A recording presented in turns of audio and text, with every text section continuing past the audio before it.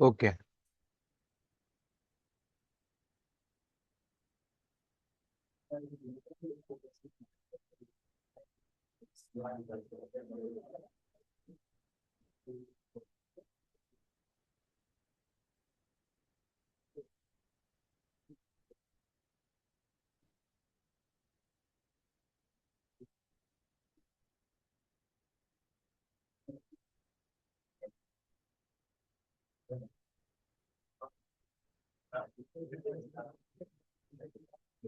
Very very good morning. ચાલુ કરીએ. આપણે ગઈકાલના ક્લાસમાં કન્સિસ્ટન્સી ભણ્યા હતા. Consistency limits, liquid limit, plastic limit, shrinkage limit. એની પહેલા શું કર્યું હતું? સ્પેસિફિક ગ્રેવિટી ભણ્યા હતા, બરોબર? આ બધી નાની મોટી વસ્તુ જીવનમાં આપણે કરી હતી. પ્લાસ્ટિક લિમિટ, સોરી, લિક્વિડ લિમિટની આપણે ટેસ્ટ કરી હતી. લિક્વિડ લિમિટમાં આપણે કેસાગ્રાન્ડે એપેરેટસ, કોન પેનિટ્રોમીટર અને 1 પોઈન્ટ મેથડ, આ 3 ટેસ્ટ આપણે જોઈ હતી. કેસાગ્રાન્ડે એપેરેટસની મદદથી જે ટેસ્ટ થાય છે એની અંદર લિક્વિડ લિમિટ કઈ રીતના ખબર પડે? લિક્વિડ લિમિટ ખબર પડવા માટે આપણે જે હાફ ઇંચનો ગ્રુવ પાડીએ છીએ એ 25 નંબર ઓફ બ્લોસના કરસ્પોન્ડિંગ એ ગ્રુવ ક્યારે ફિલ થાય ત્યારે જે વોટર કન્ટેન્ટ હોય એ વોટર કન્ટેન્ટને આપણે લિક્વિડ લિમિટ કહીએ છીએ. 1 પોઈન્ટ મેથડની મદદથી આપણે ખાલી એક જ ઓબ્ઝર્વેશન લઈ અને એમ્પેરિકલ ફોર્મ્યુલાની મદદથી લિક્વિડ લિમિટ ડિટરમાઇન કરીએ છીએ. કોન પેનિટ્રોમીટરમાં 5 સેકન્ડની અંદર 20 mm જેટલું પેનિટ્રેશન થાય ત્યારે જે વોટર કન્ટેન્ટ હોય એને આપણે લિક્વિડ લિમિટ કહીએ છીએ.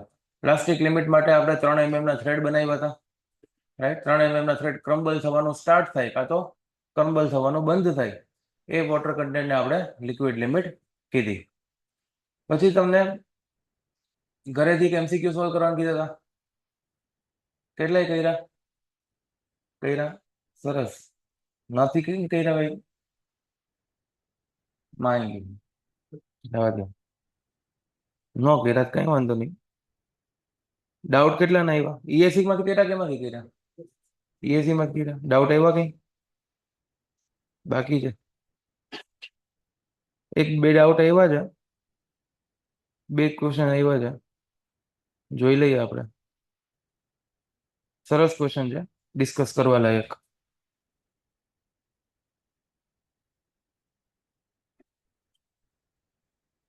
તો ક્વેશ્ચન કઈક એવો છે કે એક સોઇલનું સેમ્પલ છે જેનો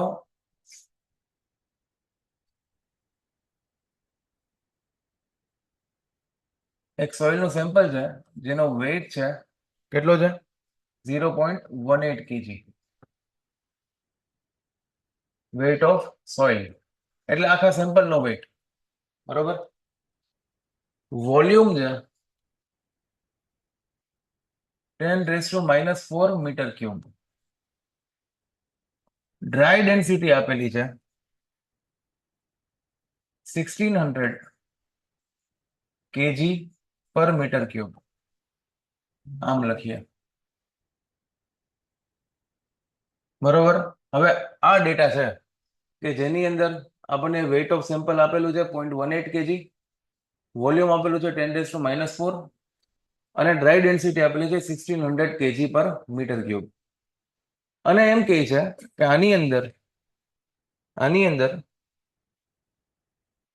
0.02 kg જેટલું પાણી આપણે શું કરીએ છીએ? એડ કરીએ છીએ. તો એડેડ વોટર જે છે એ 0.02 kg છે. એ આપણને એવું પૂછે છે કે વોટર કન્ટેન્ટ કાઢો. શું કાઢો? વોટર કન્ટેન્ટ કાઢો, બરોબર? તો આપણે શું કરીએ? Weight of soil, added water, weight of water, weight of soil, એમ કરીએ તો આવી જાય. કેટલું આવે? 0.02 upon 0.18, 2/18, 1/9. આવું આવે. આવું કરશો આન્સર ખોટો આવશે, બરોબર? કેમ ખોટો આવશે આન્સર? બતાવું તમને. આ જે મને વેઇટ ઓફ સોઇલ આપેલું છે એ વેઇટ ઓફ સોલિડ આપેલું નથી. એ વેઇટ ઓફ સોલિડ નથી, એ વેઇટ ઓફ સોઇલ છે. એનો મતલબ એવો કે ઓલરેડી આ સેમ્પલમાં પહેલેથી થોડુંક પાણી તો છે જ. હવે આ સેમ્પલમાં મેં 0.02 kg પાણી એડિશનલ નાખ્યું છે. તો હવે ફાઇનલ વોટર કન્ટેન્ટ કેટલું આવે? તો મારે એ જાણવું પડે કે પહેલા કેટલું પાણી હતું. એ જાણવા માટે મારે મદદ લેવી પડે ડ્રાય ડેન્સિટીની. ડ્રાય ડેન્સિટીમાં કોણ હશે? ખાલી સોલિડ જ હશે, વોટર હશે નહીં. એરનું વજન આપણે ગણતા નથી, બરોબર? તો ડ્રાય ડેન્સિટીની ફોર્મ્યુલા શું થાય? Mass of soil divide by volume. વોલ્યુમમાં કોણ કોણ આવે? સોલિડ પ્લસ એર, બરોબર? વોલ્યુમ આપણને આપેલું છે 10⁻⁴ આપેલું છે વોલ્યુમ. તો આના પરથી 1600 equal to mass of soil divided by 10⁻⁴ volume. આના પરથી માસ ઓફ સોઇલ કેટલું આવી જશે? 1600 ઇન્ટુ 10⁻⁴ આટલું આવે. કઈ રીતના લખાય આને? 0.16. ઓકે, 0.16 આપણે સોલિડ નો વેઇટ લીધો. સોઇલ નો વેઇટ કેટલો છે? 0.18. 0.18 સોઇલ નો વેઇટ છે. વેઇટ ઓફ સોલિડ આપણે આવ્યો 0.16. તો પાણી કેટલું હશે આમાંથી? 0.18 માઇનસ 0.16 ઇક્વલ ટુ 0.02. આવડે? 0.02 kg જેટલું પાણી પહેલેથી છે અને પાછળથી કેટલું એડ કર્યું આપણે? 0.02 kg ફરીથી એડ કર્યું. તો ટોટલ વેઇટ ઓફ વોટર કેટલું આવી જાય? 0.02 પ્લસ 0.02 0.04. હવે વોટર કન્ટેન્ટની ફોર્મ્યુલા શું છે ભાઈ? Weight of water divide by weight of solid. Weight of water કેટલું? 0.04. વેઇટ ઓફ સોલિડ કેટલું? 0.16. એટલે 4/16 1/4 0.25 25%. આવડે? પૂછવાનું આમાં કઈ કોઈને?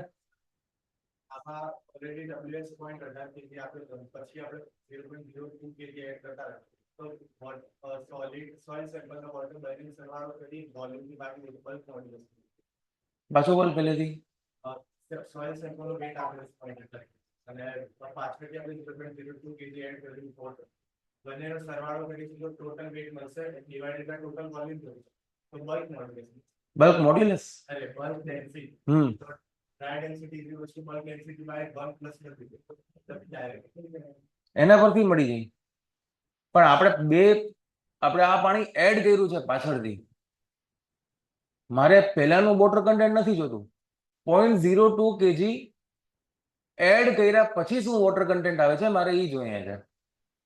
સમજસ? તું જે કેસ એમાંથી જે વોટર કન્ટેન્ટ મને મળશે એ કયું વોટર કન્ટેન્ટ મળશે? ઓરિજિનલ સોઇલ સેમ્પલ નું વોટર કન્ટેન્ટ મને મળશે. કેનો બંનેનો સરવાળો? 0.18 પ્લસ 0.2 તો ગામા બી મળે. હા, ઓકે, થઈ જાય. એ પર એ રીતના પણ થાય.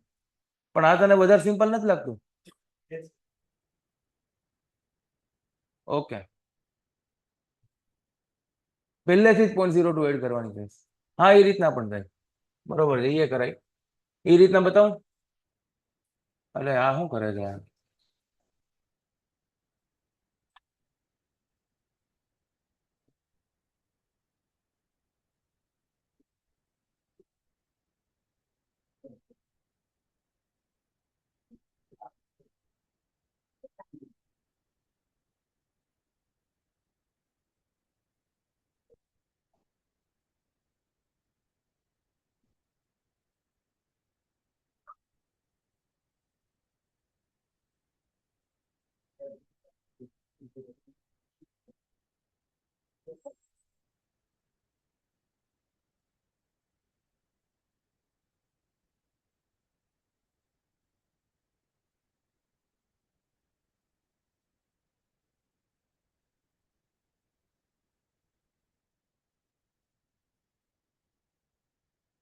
Weight of soil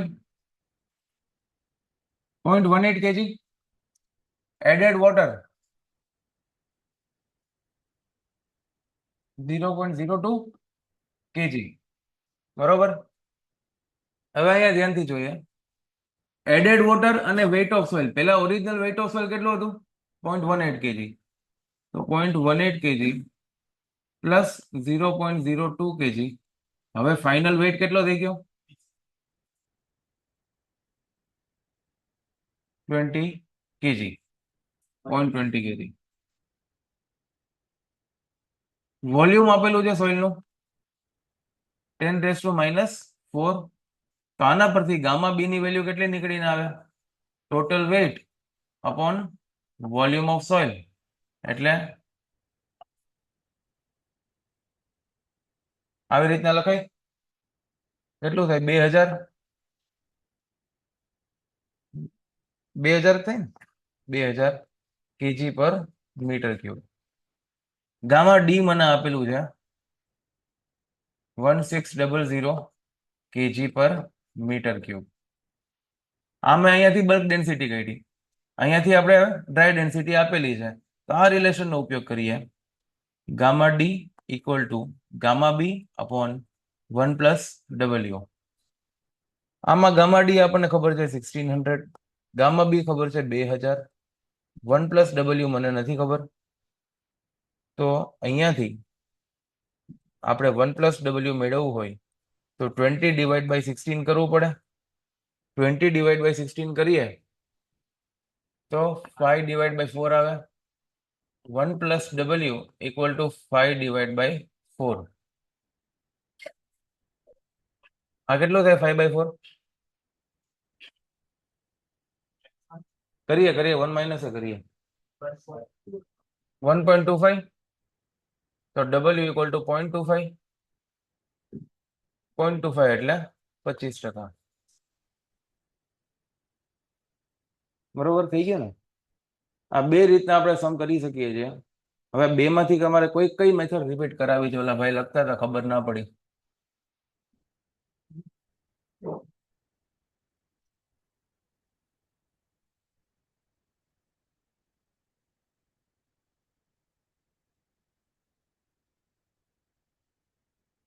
જોઈ લ્યો બે માંથી જેમાં ખબર ના પડી હોય એમાં પૂછો.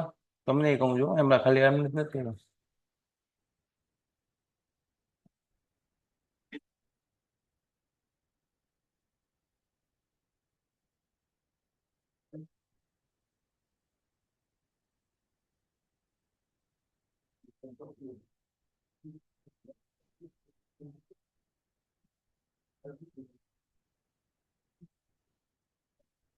ખબર પડી બે વસ્તુ પાછળ?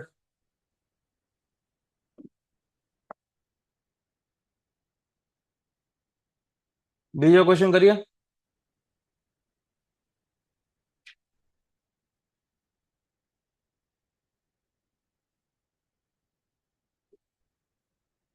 જો ધ્યાનથી. ઉર્મી પટેલ રેઝ્ડ હેન્ડ. એક ફર્સ્ટ વારી રિપીટ કરો. ફર્સ્ટ વારી રિપીટ કરીએ.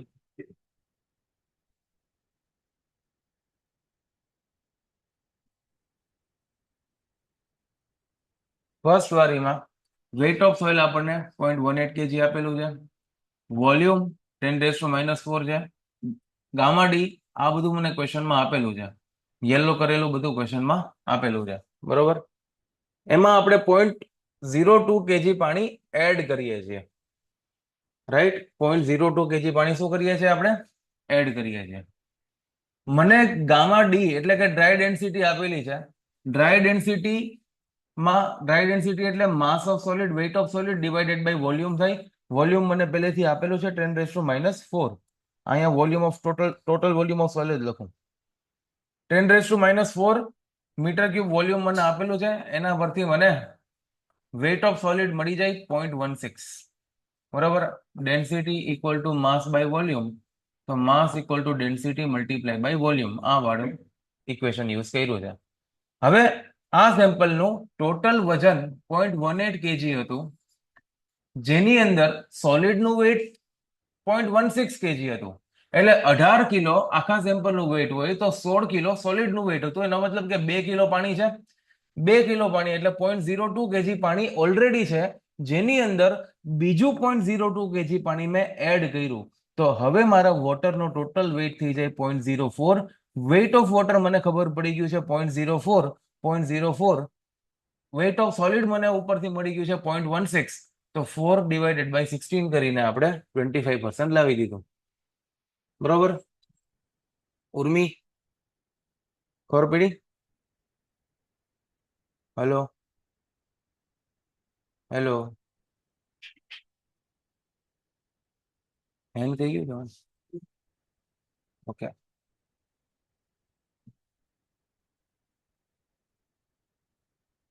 બીજો ક્વેશ્ચન કરીએ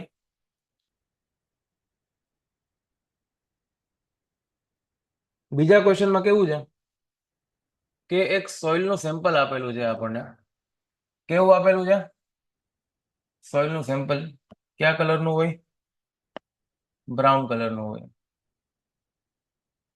બરોબર આ જે સોઇલ નું સેમ્પલ છે એની આજુબાજુમાં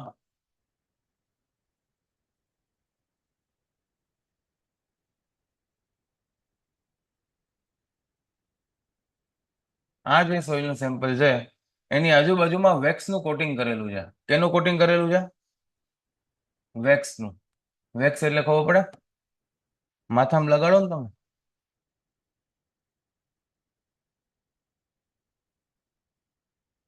આવી રીતના વેક્સ નું કોટિંગ કરેલું છે બરોબર હવે ક્વેશ્ચન શું કહે છે a sample of dry soil is coated with a thin layer of paraffin paraffin એટલે એક પ્રકારનું wax and has a mass of 460 ગ્રામ આખા સેમ્પલ નો માસ કેટલો થયો 460 ગ્રામ 460 ગ્રામમાં સોઇલ છે કે વેક્સ છે બંને આવી ગયા બરોબર સેમ્પલ નો વજન છે 460 ગ્રામ it displaced 300 cubic centimeter of water when immersed in it હવે એવું કહેવા માંગે છે કે આને એક પાણીથી ભરેલા ડબ્બામાં નાખવામાં આવ્યું પાણીથી ભરેલા ડબ્બામાં આ સિસ્ટમને નાખવામાં આવી તો એને કેટલી જગ્યા રોકી 300 ક્યુબિક સેન્ટીમીટર જેટલી જગ્યા રોકી કેટલી જગ્યા રોકી 300 સેન્ટીમીટર ક્યુબ જેટલી જગ્યા રોકી એનો મતલબ એવો થાય કે ઓવરઓલ સેમ્પલ છે એનું વોલ્યુમ 300 સેન્ટીમીટર ક્યુબ છે તો જેટલી જગ્યા રોકી હોય વોલ્યુમ એટલે શું થાય કોઈ પણ ઓબ્જેક્ટ જે જગ્યા રોકે એને વોલ્યુમ કહેવાય તો volume is equal to 300 centimeter cube. Language સાંભળજો ધ્યાનથી. A sample of dry soil is coated with a thin layer of paraffin, has a mass of 460 gram, એટલે sample નો mass છે 460 gram. It displaced 300 centimeter cube of water when immersed in it. આ સિસ્ટમને જ્યારે પાણીમાં નાખવામાં આવી ત્યારે એને બારોબાર 300 સેન્ટીમીટર ક્યુબ જેટલું પાણી બારોબાર કાઢ્યું એનો મતલબ કે આ ભાઈ આટલી જગ્યા રોકી હોય તો જેટલું પાણી બારોબાર કાઢ્યું હોય okay the paraffin is peeled off હવે પછી પાછું અંદર નાખી અને પાછું બહાર કાઢી લીધું પછી જે આજુબાજુનું વેક્સનું કોટિંગ હતું એ વેક્સનું કોટિંગ શું કરી નાખ્યું ઉખેડી નાખ્યું the paraffin coating is peeled off અને its mass was found to be 9 gram એટલે આ પેરાફિનનું જે કોટિંગ છે એ જ્યારે ઉખેડ્યું ત્યારે એનો માસ કેટલો મળ્યો મને 9 ગ્રામ તો આના પરથી શું સ્પષ્ટ થાય છે mass of soil equal to 460 minus 9 એવું કહી શકું કે ઓવરઓલ 460 ગ્રામ વજન હતો એમાંથી 9 ગ્રામ પેરાફિન વજન છે તો સોઇલ નો વજન કેટલો થાય 451 બરોબર આંકડા બહુ ખરાબ આપ્યા નહીં 451 કોણ આપે 551 આપો 251 આપો if specific gravity of soil આપેલી છે 2.65 અને specific gravity of wax paraffin wax is 0.9 calculate void ratio calculate કરવાનો છે બરોબર એક વખત ફરીથી ક્વેશ્ચન વાંચું છું ક્વેશ્ચનને ધ્યાનથી સાંભળજો A sample of dry soil is coated with a thin layer of paraffin, has a mass of 460 gram. It displaced 300 centimeter cube of water when immersed in it. The paraffin is peeled off and its mass was found to be 9 gram. If the specific gravity of soil solid and paraffin are 2.65 and 0.9 respectively, void ratio is nearly. આ મારો question છે void ratio calculate કરવાનો છે હવે void ratio મારે calculate કરવાનો હોય તો એના માટે સૌથી પહેલા મારે શું ખબર પડવી પડે? મને વોલ્યુમ, ટોટલ વોલ્યુમ આપેલું છે, બરોબર, ટોટલ વોલ્યુમ આપેલું છે. સ્પેસિફિક ગ્રેવિટી ઓફ વેક્સ આપેલી છે, specific gravity of wax. Specific gravity of wax એટલે વેક્સની ડેન્સિટી હું ખબર પડે મને. જો સ્પેસિફિક ગ્રેવિટી એટલે શું થાય? Density of wax divided by gamma W. આને કહેવાય સ્પેસિફિક ગ્રેવિટી. તો density of wax is equal to G into gamma W, આવું કહી શકું? કહેવાય કે ન કહેવાય? કહેવાય. તો કેટલી મળશે આના પરથી? ગામા ડબલ્યુ આપણે કેટલું લેવાનું ભાઈ? નહીં, કેટલું લેવાનું ભાઈ? આમાં મને ગ્રામ્સમાં બધા આપ્યા છે, બરોબર. તો ગામા ડબલ્યુ હું લઈશ ગ્રામ પર CC. Gamma W actually rho W છે, 1 ગ્રામ પર સીસી, બરોબર. એટલે રો બી, બી કે પી? પી. ગામા જ લખાઈ જાય છે. Density of wax is equal to G into rho of P. આવું લખાય કે ન લખાય? હવે અહીંયા ડબલ્યુ. હવે વેક્સની ડેન્સિટી મને ખબર પડે, જી આપેલું છે 0.9 અને રો ડબલ્યુ આપણે કેટલું લીધું છે? 1 ગ્રામ પર સીસી. કારણ કે આખા ક્વેશ્ચનમાં ગ્રામ અને સેન્ટીમીટર ક્યુબ ની અંદર વાતો થઈ છે, એટલે મેં ગ્રામ પર સેન્ટીમીટર ક્યુબ લીધું. તો આપણે 1 જ લઈ લઈએ. તો ડેન્સિટી કેટલી આવી? 0.9.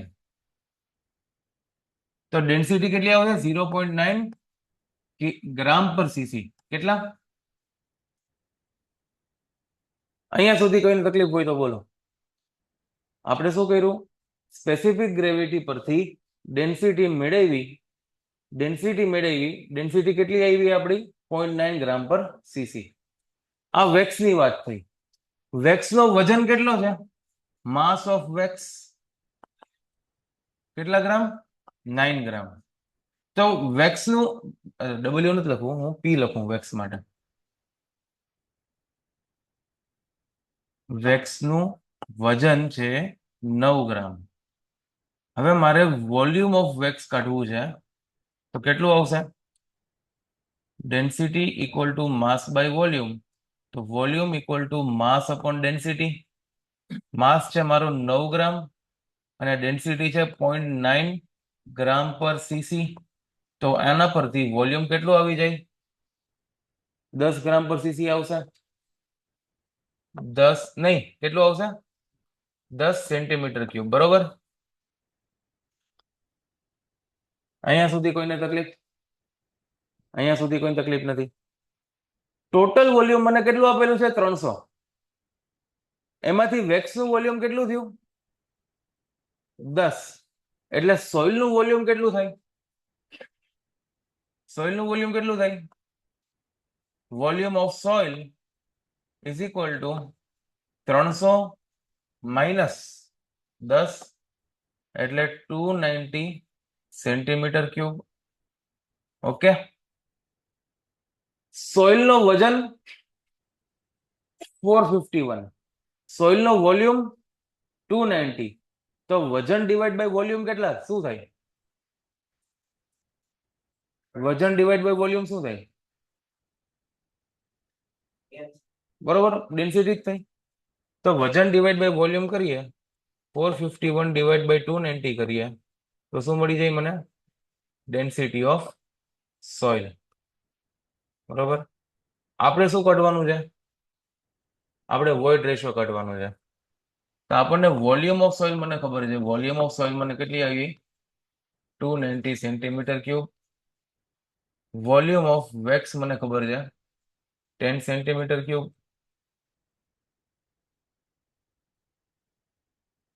સ્પેસિફિક ગ્રેવિટી ઓફ સોઇલ મને ખબર છે 2.65 અને સ્પેસિફિક ગ્રેવિટી ઓફ પેરાફિન મને ખબર છે 0.29. તેવી આપણે કઈ ફોર્મ્યુલા લગાડી શકીએ કે જેની અંદરથી આપણને ડેન્સિટી પ્રાપ્ત થાય, સોરી, વોઇડ રેશિયો પ્રાપ્ત થાય?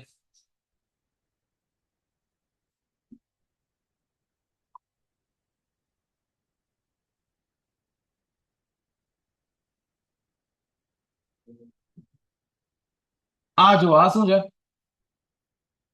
Specific gravity of soil. સોઇલની સ્પેસિફિક ગ્રેવિટી છે, એના સ્પેસિફિક ગ્રેવિટી હંમેશા કેવી હોય? કઈ ચોખવટ ના કરી હોય તો ટ્રુ, બરોબર? એટલે density of solid divided by gamma W આવું થાય. તો આના પરથી આપણને સોલિડ યુનિટ વેટ મળે કે ના મળે? કેલ્ક્યુલેટ કરો સોલિડ યુનિટ વેટ કેટલો આવે.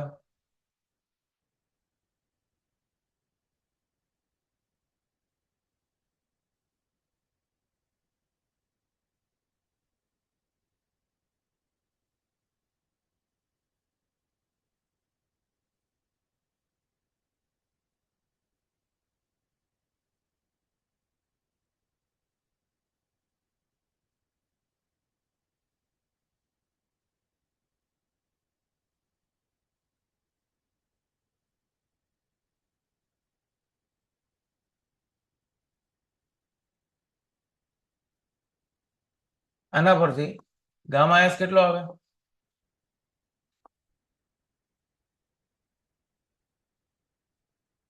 GS 2.65 equal to gamma S upon 10 1 લઈ લઉં ગ્રામ પર સીસી માં.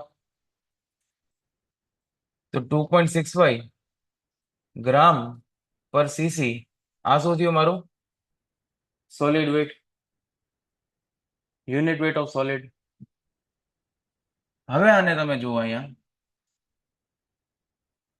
Solid unit weight equal to mass of solid divided by volume of solid. Mass of solid મને ખબર છે, mass of soil 290. Volume of soil મને ખબર છે, ઈ જ તો મારે ગોતવાનું છે. અને 2.65. હવે આ કેલ્ક્યુલેટ કરો, વીએસ કેટલું આવે? 451. ઓકે, 451. તો આમે શું લખ્યું હતું? વોલ્યુમ લખ્યું હતું. ઓકે, વોલ્યુમ ઓફ સોઇલ આના પરથી કેલ્ક્યુલેટ કરો.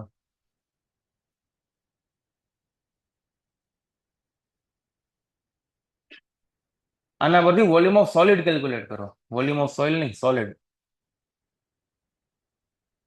451 ડિવાઈડ બાય 2.65 કેટલો? 170. પોઈન્ટ આવે છે? અરે પોઈન્ટ ના આવે છે, ઠીક છે. Centimetre cube. તો આ મારી પાસે શું મળ્યું? Volume of solid. અને ઉપર મારી પાસે શું મળ્યું હતું? ક્યાં ગયું? 170 કે 290. ક્યાં ગયું? 290 અહીંયા લખ્યું છે. હા, આ 290 શું હતું? સોઇલ નું વોલ્યુમ. સોઇલ માંથી સોલિડ કેટલા છે? 170. તો volume of soil is equal to volume of solid plus volume of વોઇડ્સ.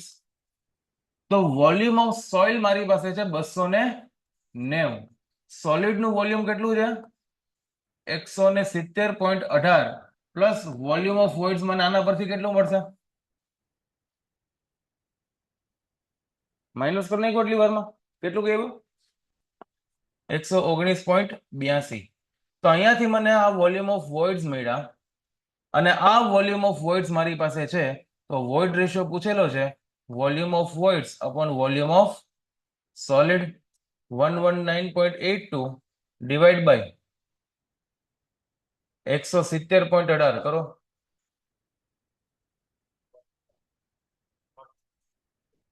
.704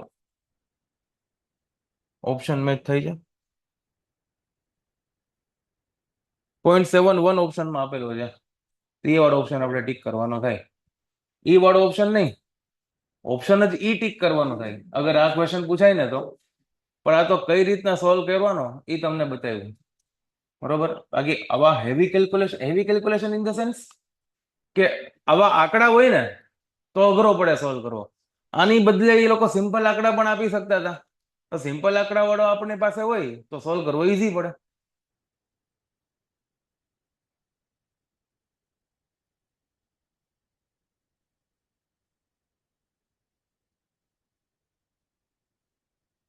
sir આપણે ડાયરેક્ટ ગામા ડી જે gamma gamma D equal to G gamma W upon 1 plus E. એક minute જોવા દે. Gamma D equal to G gamma W upon 1 plus E. Gamma D આપણને આપેલો છે. હા,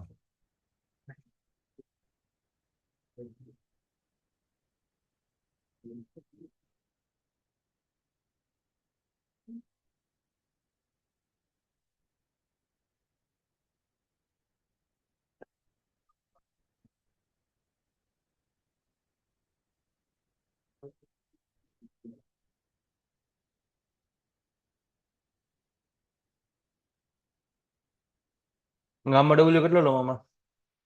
1 જ લઈ લો. કરજો, ઈ જ આન્સર આવે છે. સેમ આવે છે આન્સર. તો એમાં અહીં સુધીની મહેનત તો આપણે કરવી જ પડે ને. આ એક છેલ્લો સ્ટેપ આપણો, આ સ્ટેપ કરવો એના બદલે આપણે આ સ્ટેપ કર્યો. બાકી અહીં સુધીની મહેનત તો બેમાં સેમ જ રહી છે. જો આપણે ફરીથી બતાવી દઉં એક વખત ક્યાંથી ક્યાં કર્યું. એક તો હું લખું જ આવી રીતના, હું પોતે કન્ફ્યુઝ થઈ જાઉં. જો અહીંયા આ જે સોઇલનું સેમ્પલ છે જેની અંદર વેક્સનું કોટિંગ કરેલું છે, એને પાણીની અંદર નાખ્યું તો 300 સેન્ટીમીટર વોલ્યુમ ડિસ્પ્લેસ થયું. એટલે volume of sample 300 centimetre cube થઈ ગયું. આ વેક્સ ઉખેડ્યું તો 9 ગ્રામ વેક્સનું વજન નીકળ્યું. ટોટલ વજન 460 ગ્રામ હતું, તો સોઇલનું વજન કેટલું થઈ ગયું? 451 ગ્રામ. આના પરથી આપણને ખબર પડી કે સોઇલનું વજન કેટલું છે, વેક્સનું વજન કેટલું છે અને સોઇલનું વોલ્યુમ કેટલું છે. આટલી જ વસ્તુ મને ખબર પડી. હવે મારે શું જોઈએ છે? મારે સોલિડનું વોલ્યુમ જોઈએ છે. તો સોલિડનું વોલ્યુમ મારે જોઈતું હોય તો મને વેક્સની શું આપેલી છે? સ્પેસિફિક ગ્રેવિટી આપેલી છે. તો વેક્સની સ્પેસિફિક ગ્રેવિટી વાપરી અને વેક્સનું વોલ્યુમ મેં કેલ્ક્યુલેટ કર્યું. સ્પેસિફિક ગ્રેવિટી પરથી ડેન્સિટી, ડેન્સિટી પરથી વોલ્યુમ કેલ્ક્યુલેટ આપણે કર્યું. બરોબર? સ્પેસિફિક ગ્રેવિટી પરથી ડેન્સિટી, ડેન્સિટી પરથી વોલ્યુમ આપણે કેલ્ક્યુલેટ કર્યું. જે વોલ્યુમ મને મળ્યું 10 સેન્ટીમીટર ક્યુબ.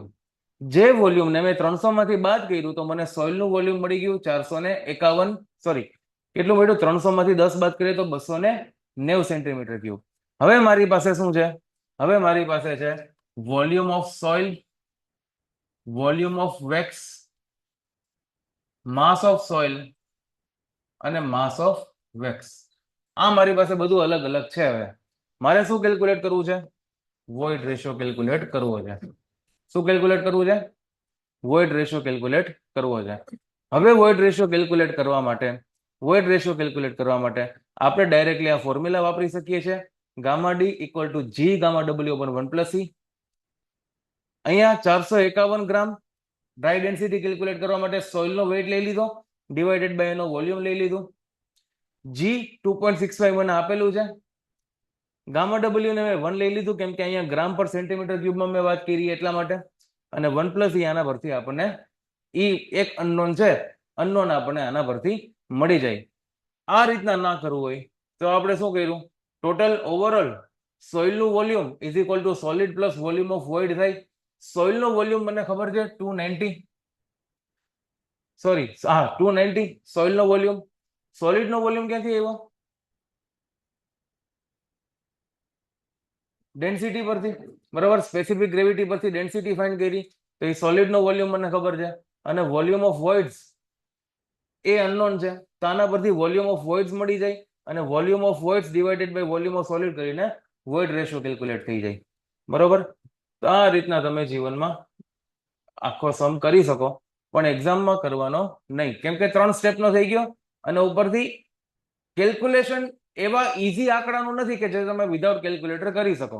તમારે આની અંદર એપ્રોક્સિમેશન્સ બહુ લેવા પડશે. બરોબર? એપ્રોક્સિમેશન ઇન ધ સેન્સ કે આ 451 છે, 451 છે એની જગ્યાએ 450 લેવું પડે કેમ કે 451 450 બાજુ બાજુમાં થાય. આ 290 છે એની બદલે શું લેવું પડે? 300 લેવું પડે. આમ કરો તો આમ તો ભેગું ના થાય. 15 દુ 15 તેરી 3/2 3/2 આ 2.65 નું શું કરશો? ઇન શોર્ટ સમજી જાવ, તમારે કેલ્ક્યુલેશન અઘરી પડી જાય થોડીક, બરોબર. આ રીતના તમારે નાની મોટી વસ્તુ કરવાની થાય. આમ વોઇડ રેશિયો આપણને મળ્યો. આ જે વસ્તુ આપણે જોઈ, આખી જે પ્રોસેસ જોઈ, આ પ્રોસેસને શું કહેવાય ખબર છે? આ પ્રોસેસને કહેવાય વોટર ડિસ્પ્લેસમેન્ટ મેથડ. આ એક ટેસ્ટ છે કે જે તમારી શું કહેવાય એને, ડેન્સિટી ફાઇન્ડ કરવા માટે યુઝ થાય. સોઇલની તમારે ડેન્સિટી અથવા તો યુનિટ વેટ કેલ્ક્યુલેટ કરવો હોય તો એ વસ્તુ કેલ્ક્યુલેટ કરવા માટે આ ટેસ્ટનો યુઝ કરવામાં આવે છે. સોઇલ સેમ્પલ હોય, એનું વેઇટ મને ખબર હોય, એનું વોલ્યુમ મને નથી ખબર, તો એને આપણે ડૂબકાડી દઈએ, આના પાણીમાં ડૂબાડીએ તો કેટલું વોલ્યુમ ડિસ્પ્લેસ કરે છે એના પરથી મને વોલ્યુમ મળે. પણ હું ડાયરેક્ટલી ડૂબાડું તો સોઇલની અંદર પાણી ઘૂસી જાય, પાણી જે છે એ સોઇલ પી જાય. એટલા માટે આપણે વેક્સનું કોટિંગ કરીએ છીએ કે જેથી કરીને એક ઇમ્પર્મિએબલ લેયર તૈયાર થઈ જાય. તો હવે મેં અંદર ઘૂસાડ્યું વેક્સની સાથે, તો એ શું થઈ ગયું? મારું વોલ્યુમ મને સોઇલનું અને વેક્સનું બેયનું કમ્બાઈન મળ્યું. તો આ કેસમાં આપણે સેમ ઈ જ વસ્તુ થઈ, વેક્સની અંદર કોટ કરીને વોલ્યુમ, પછી એમાંથી વેક્સનું વોલ્યુમ બાદ કરવું પડે અને ફાઇનલ મને વોલ્યુમ મળે સોઇલનું, અને પછી આપણે ડેન્સિટી કેલ્ક્યુલેટ કરી શકીએ. આ જ્યારે એ બધો ટોપિક આવશે ત્યારે આપણે વિગતવાર ભણશું, પણ આ તમને ખાલી ઇન્ટ્રોડ્યુસ કરાવવા માટે આ ક્વેશ્ચન કરાવ્યો કે ભાઈ આ ડાયરેક્ટલી ક્વેશ્ચનમાં પણ આવી શકે છે, અને ક્વેશ્ચનમાં આવે તો આપણે શું ટીક કરવાનું? વેરી ગુડ, બરાબર. આગળ વધીએ જીવનમાં. ડાય આપેલું છે ક્વેશ્ચનમાં, મેં લેંગ્વેજ વાંચી હતી ક્વેશ્ચનની, એક વખત પાછી વાંચી લો. A sample of dry soil is coated with a thin layer of paraffin and has a mass of 460 gram. It displaced 300 cc of water when immersed in it. Paraffin wax is peeled off and its mass was found to be 9 gram. Its specific gravity of soil solid and paraffin are 2.65 and 0.9. Void ratio of soil is ખાલી જગ્યા. આવી રીતના વાત છે. વિજયભાઈ નું જોઈ લઈએ.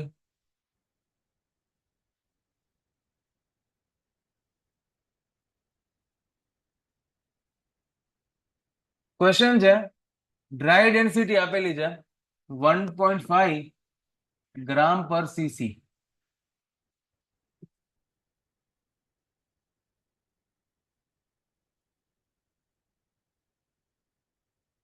If saturation water content was 50%, એટલે જ્યારે degree of saturation equal to 100% હોય ત્યારે વોટર કન્ટેન્ટ કેટલું આવે છે? 50%. Then its saturated density and submerged density would be respectively gamma saturated અને gamma submerged કેલ્ક્યુલેટ કરવાનું થાય, બરોબર.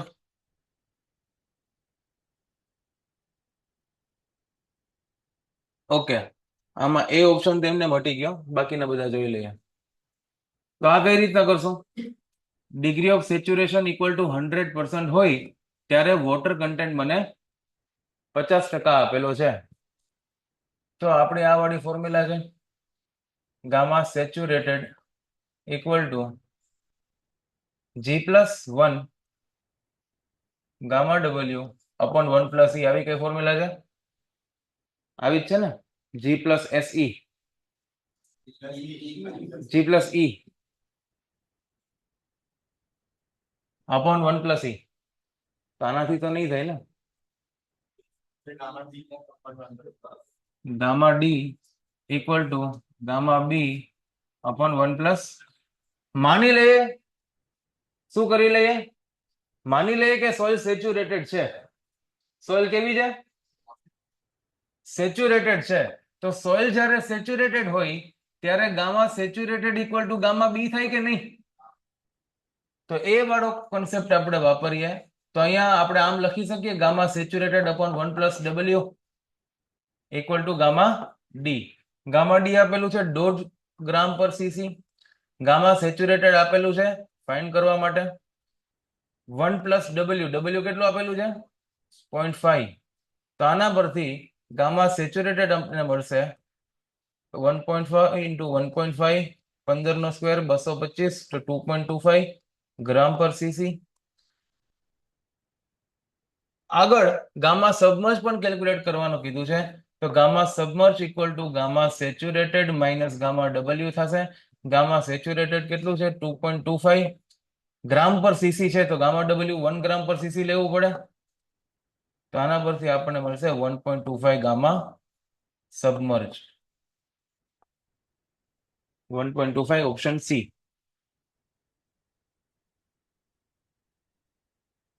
વિજય, આ ફોર્મ્યુલા બહુ કામ લઈ ગયા છે ગામા ડી વાળી.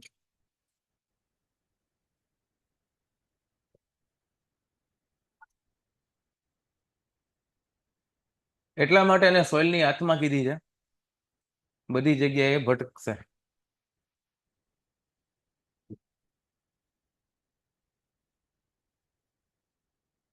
હવે આગળ ભણવાનું ચાલુ કરીએ. Okay, shrinkage limit. Shrinkage limit આપણે ગઈકાલે જોયું હતું કે ભાઈ લિક્વિડ લિમિટ થી આપણે છેક આવ્યા હતા. લિક્વિડ લિમિટ થી વોટર કન્ટેન્ટ ઘટાડતા ઘટાડતા ઘટાડતા ઘટાડતા ઘટાડતા ઘટાડતા ઘટાડતા ઘટાડતા આવ્યા, અને જેવું શ્રિંકેજ લિમિટ ઉપર પહોંચ્યું ત્યાં સુધી સોઇલનું વોલ્યુમ ઘટતું હતું ઘટતું હતું ઘટતું હતું ઘટતું હતું ઘટતું હતું. શ્રિંકેજ લિમિટ એ વોટર કન્ટેન્ટ છે કે જેનાથી ફર્ધર હું વોટર કન્ટેન્ટ ઘટાડવાની ટ્રાય કરીશ. ફર્ધર અગર હું વોટર કન્ટેન્ટ ઘટાડીશ તો સોઇલના ટોટલ વોલ્યુમમાં કંઈ ચેન્જ નહીં આવે. સોઇલનું ટોટલ વોલ્યુમ કેવું રહેશે? ફિક્સ રહેશે, કોન્સ્ટન્ટ રહેશે. અગર પાણી ઘટે છે તો એની જગ્યા કોણ રોકે છે? એર રોકે છે. તો એ વસ્તુ થઈ ગઈ મારી shrinkage limit.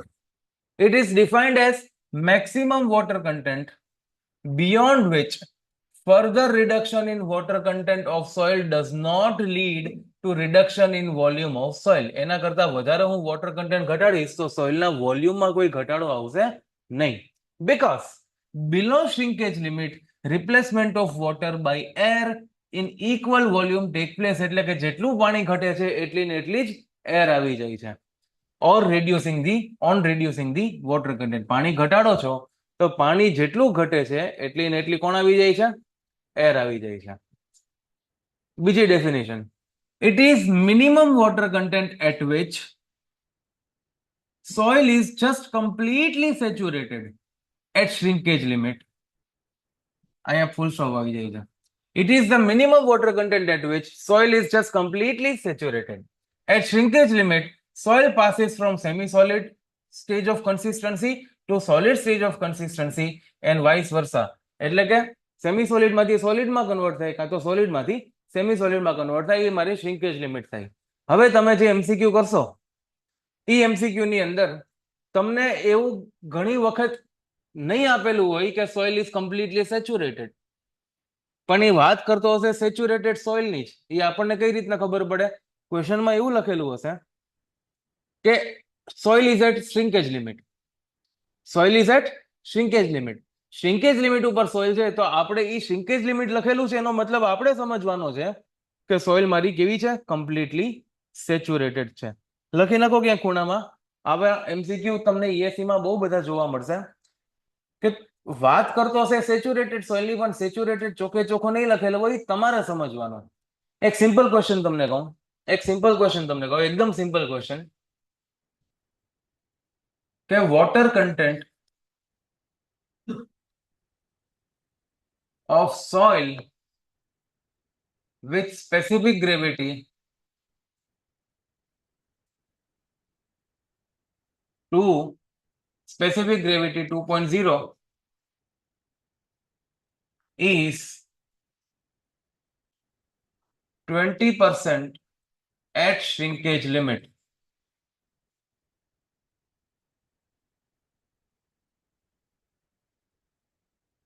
Calculate void ratio of this soil. करो calculate. Water content of soil with specific gravity 2.0 is 20% at shrinkage limit. Calculate void ratio of this soil. એટલે મને શું આપેલું છે? જી આપેલું છે સ્પેસિફિક ગ્રેવિટી 2, વોટર કન્ટેન્ટ આપેલું છે 20% એટલે 0.2. બીજું શું આપેલું છે? ડિગ્રી ઓફ સેચ્યુરેશન આપેલું છે, સોઇલ શ્રિંકેજ લિમિટ પર છે એવું કહીને ડિગ્રી ઓફ સેચ્યુરેશન આપેલું છે મને 100%. અને ફાઇન્ડ શું કરવાનું કીધું છે? ઈ. તો આમાં કોણ આવે? SE equal to WG.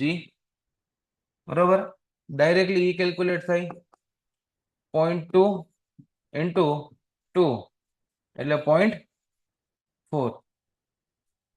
આવડે?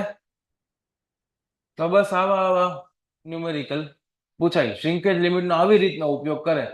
સોઇલ ઇઝ ફૂલ સેચ્યુરેટેડ ની જગ્યાએ આવી રીતના શ્રિંકેજ લિમિટ લખી નાખે. તમારે સમજી જવાનું કેની વાત કરે છે. નોટ લખે છે એક્સપાન્સિવ સોઇલ કે જેની અંદર હાઈ સ્વેલિંગ અને શ્રિંકેજ જોવા મળે. કઈ સોઇલ એવી છે કે જેમાં હાઈ સ્વેલિંગ શ્રિંકેજ જોવા મળે? Black cotton soil, bentonite soil, બંને soil. Expansive soil possesses lower value of shrinkage limit while liquid limit is very high. બરોબર, તો એક્સપાન્સિવ સોઇલની અંદર શ્રિંકેજ લિમિટ ઓછી હશે અને લિક્વિડ લિમિટ વધારે હશે. તો આ નોટની ઉપર આઈએમપી લખી નાખો. ઇમ્પોર્ટન્ટ નોટ છે. સ્ટેટમેન્ટ વાઇઝ ક્વેશ્ચનમાં જીપીએસસીમાં મલ્ટિપલ ટાઈમ પૂછાયેલું છે, ઈએસસીમાં પણ પૂછાયેલો છે આ ક્વેશ્ચન કે એક્સપાન્સિવ સોઇલની અંદર શ્રિંકેજ લિમિટ ઓછી હશે અને લિક્વિડ લિમિટ બહુ વધારે હશે.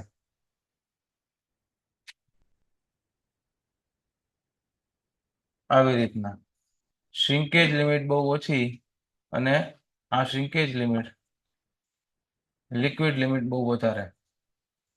એટલે આ રેન્જ કેવી થઈ ગઈ? બહુ મોટી થઈ ગઈ. કઈ રેન્જ? જે રેન્જમાં વોલ્યુમ ચેન્જ થાય છે એ વાળી રેન્જ બહુ મોટી થઈ ગઈ. એટલે જ એને એક્સપાન્સિવ સોઇલ કહે છે, કેમ કે એમાં રેપિડલી વોલ્યુમ ચેન્જ આપણને જોવા મળશે. Determination of shrinkage limit. હવે શ્રિંકેજ લિમિટ ડિટર્મિન કરવા માટે કોઈ ટેસ્ટ કે એવું કઈ નથી, સિમ્પલ કેલ્ક્યુલેશન્સ છે જે આપણા માટે ઇમ્પોર્ટન્ટ નથી, તેમ છતાં આપણે એકવાર જોઈ લઈએ. કેલ્ક્યુલેશન્સમાં એવું છે કે પહેલી કન્ડિશન આપણે એવી માનવાની છે કે જેની અંદર સોઇલ સેમ્પલ સેમ્પલમાં બહુ બધું પાણી છે. કેટલું બધું પાણી છે? બહુ બધું પાણી છે. પાણીમાં ગમે એટલો વધારો ઘટાડો થાય, વોલ્યુમમાં ગમે એટલો વધારો ઘટાડો થાય, એક વસ્તુ એવી છે કે જે સોઇલની અંદર કોન્સ્ટન્ટ રહે છે. એ કઈ વસ્તુ છે?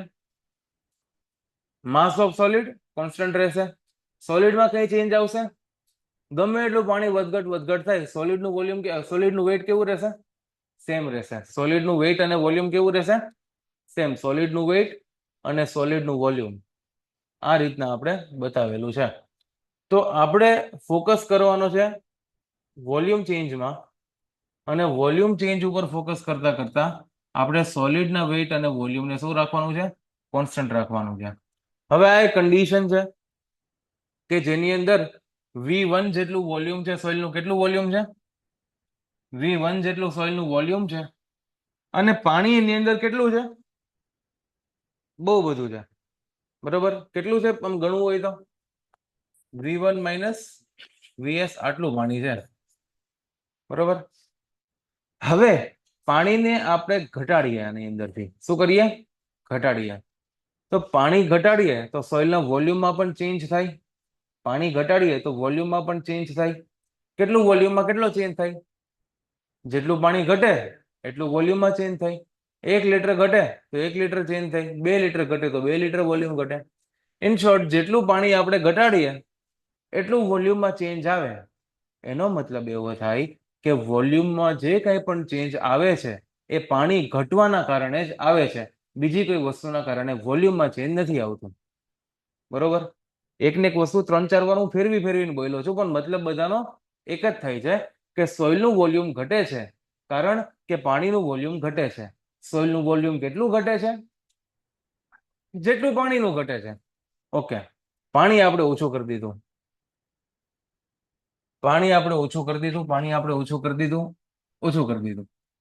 સોઇલનું વોલ્યુમ પણ ઓછું થઈ ગયું. હવે આ જે કન્ડિશન આવી છે, આ શ્રિંકેજ લિમિટ વાળી કન્ડિશન છે, કે આનાથી ફર્ધર હું પાણીના વોલ્યુમમાં રિડક્શન કરીશ તો એ વોલ્યુમની જગ્યાએ એર આવી જશે, પણ વોલ્યુમ એનું કેવું રહેશે? ફિક્સ રહેશે. વોલ્યુમ કોન્સ્ટન્ટ રહેશે. હવે વોલ્યુમમાં ઘટાડો નહીં થાય. પાણી ઘટવાના કારણે વોલ્યુમમાં ઘટાડો નહીં થાય. બીજા કોઈ તમે લોડ લગાડો આમ તેમ તો વોલ્યુમ ઘટી શકે. એનો મતલબ એવો નહીં કે વોલ્યુમ જ નહીં ઘટે. શ્રિંકેજ લિમિટ આવી ગઈ એનો મતલબ એવો નહીં કે વોલ્યુમ જ નહીં ઘટે. શ્રિંકેજ લિમિટ આવી ગઈ એનો મતલબ એવું થાય કે પાણીના વોલ્યુમમાં ઘટાડો થવાના કારણે વોલ્યુમમાં ઘટાડો નહીં થાય. હવે મારે આનું વોલ્યુમ ઘટાડવું હોય તો કેવી રીતના ઘટાડી શકું? કોમ્પેક્શન કરીને ઘટાડી શકું. બરોબર, આ સેમ્પલનું વોલ્યુમ હું ઘટાડી શકું. આમ ઉપરથી દબાવી દઉં તો હવાઈ બારોબાર નીકળી જાય. બરોબર, ઉપરથી દબાવી દઉં તો હવા પણ શું થઈ જાય? બારોબાર નીકળી જાય. પણ આપણે લોડ બોર્ડ આપવાની વાત નથી કરતા. આપણે ખાલી પાણીના વોલ્યુમમાં ઘટાડો કરવાની વાત કરીએ છીએ. પાણીના વોલ્યુમમાં ઘટાડો થાય એના બદલે એર આવી જાય તો પાણીનું વોલ્યુમ ઘટવાના કારણે સોઇલનું વોલ્યુમ નહીં ઘટે. પહેલા થતું જ એવું, પાણીના વોલ્યુમ ઘટવાના કારણે સોઇલનું વોલ્યુમ ઘટ્યું. હવે પાણીનું વોલ્યુમ ઘટવાના કારણે સોઇલનું વોલ્યુમ નથી ઘટતું. આ કન્ડિશન આપણે બતાવેલી છે. બરોબર, કેસ 1 માં ઓવરઓલ સોઇલનું વોલ્યુમ V1 હતું, સોલિડનું વોલ્યુમ Vs હતું. બીજા કેસમાં સોઇલનું વોલ્યુમ V2 થઈ ગયું, પણ સોલિડનું વોલ્યુમ કેટલું રહ્યું? Vs જેટલું જ રહ્યું. સોલિડના વોલ્યુમમાં કંઈ ચેન્જ આવતો નથી. તો આ કેસમાં ખાલી એમને આપણે જોવું હોય કે પાણીનું વજન કેટલું છે, સોરી પાણીનું વોલ્યુમ કેટલું છે, તો કઈ રીતના જોઈએ? V2 minus Vs. બરોબર, ઓકે. આનું કઈ સિગ્નિફિકન્સ નથી, ખાલી આપણે એમને જ કરીએ છીએ. અહીંયા જુઓ કે વોલ્યુમમાં ઘટાડો કેટલો થયો, તો કે V1 માઇનસ V2 જેટલો ઘટાડો થયો. V1 માઇનસ V2 જેટલો ઘટાડો થયો. હવે આ જે V2 છે, V2 શું છે? Solid plus water. અને અહીંયા VD છે. VD એટલે ડ્રાય વોલ્યુમ ઓફ સોઇલ, કે જેની અંદર સોલિડ છે અને એર છે. તો V2 અને VD બે કેવા હશે? સેમ હશે. તો V2 જ્યાં પણ આવે એની જગ્યાએ હું VD લખી શકું. V1 માઇનસ V2 એટલે V1 માઇનસ VD. બરોબર, પિક્ચર ક્લિયર? તો આવી રીતની વાત છે કે ભાઈ પહેલા બહુ બધું પાણી હતું, હવે પાણી ઘટાડીને શ્રિંકેજ લિમિટ સુધી આવ્યા, પછી પાણી ઘટ્યું તો વોલ્યુમ એટલું ને એટલું રહ્યું, પણ એના બદલે એર આવી ગઈ એટલે સોઇલ કેવી થઈ ગઈ? ડ્રાય થઈ ગઈ. તો આ તમને સિનારીઓ સમજાવેલો છે.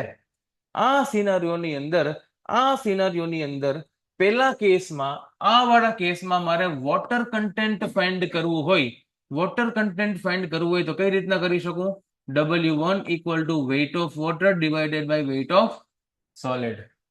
તો weight of water મને કેવી રીતના ખબર પડશે? તો મારી પાસે ઓવરઓલ માસ છે. ઓવરઓલ માસમાંથી હું સોલિડનું વેઇટ બાદ કરી દઉં તો મને weight of water મળે. weight of water મળે. અને નીચે weight of solid જ લખીએ છીએ. માસના ટર્મ્સમાં લોકો વાત કરે છે, પણ આપણને બોલવાની ટેવ કેમાં છે? વેઇટના ટર્મમાં. એટલે તમે તો સમજી ગયા હશો. બરોબર, માસ બોલું તો મને વાંધો નથી.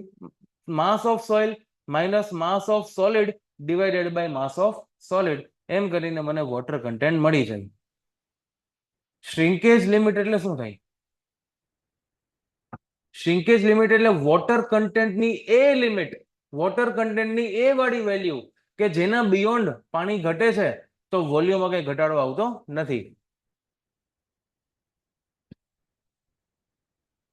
એટલે બેસિકલી શ્રિંકેજ લિમિટ એક વોટર કન્ટેન્ટ જ છે. તો આ વાળું વોટર કન્ટેન્ટ મેં કેટલું આવ્યું? આ કેસ 1 વાળું વોટર કન્ટેન્ટ મારે આવ્યું M1 minus MS by MS. હવે શ્રિંકેજ લિમિટ વાળું વોટર કન્ટેન્ટ મારે ફાઇન્ડ કરવાનું થાય. અગર શ્રિંકેજ લિમિટ વાળું વોટર કન્ટેન્ટ હું ફાઇન્ડ કરી દઉં તો મને શ્રિંકેજ લિમિટ મળી જાય. બરોબર, મળી જાય કે ન મળી જાય? ઓકે.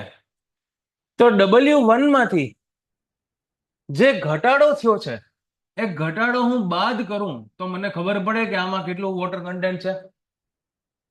W1 એટલે આ વાળું વોટર કન્ટેન્ટ. આ વાળા વોટર કન્ટેન્ટમાંથી આ વાળા વોટર કન્ટેન્ટમાં મારે જવું હોય તો માઇનસ શું કરવું પડે?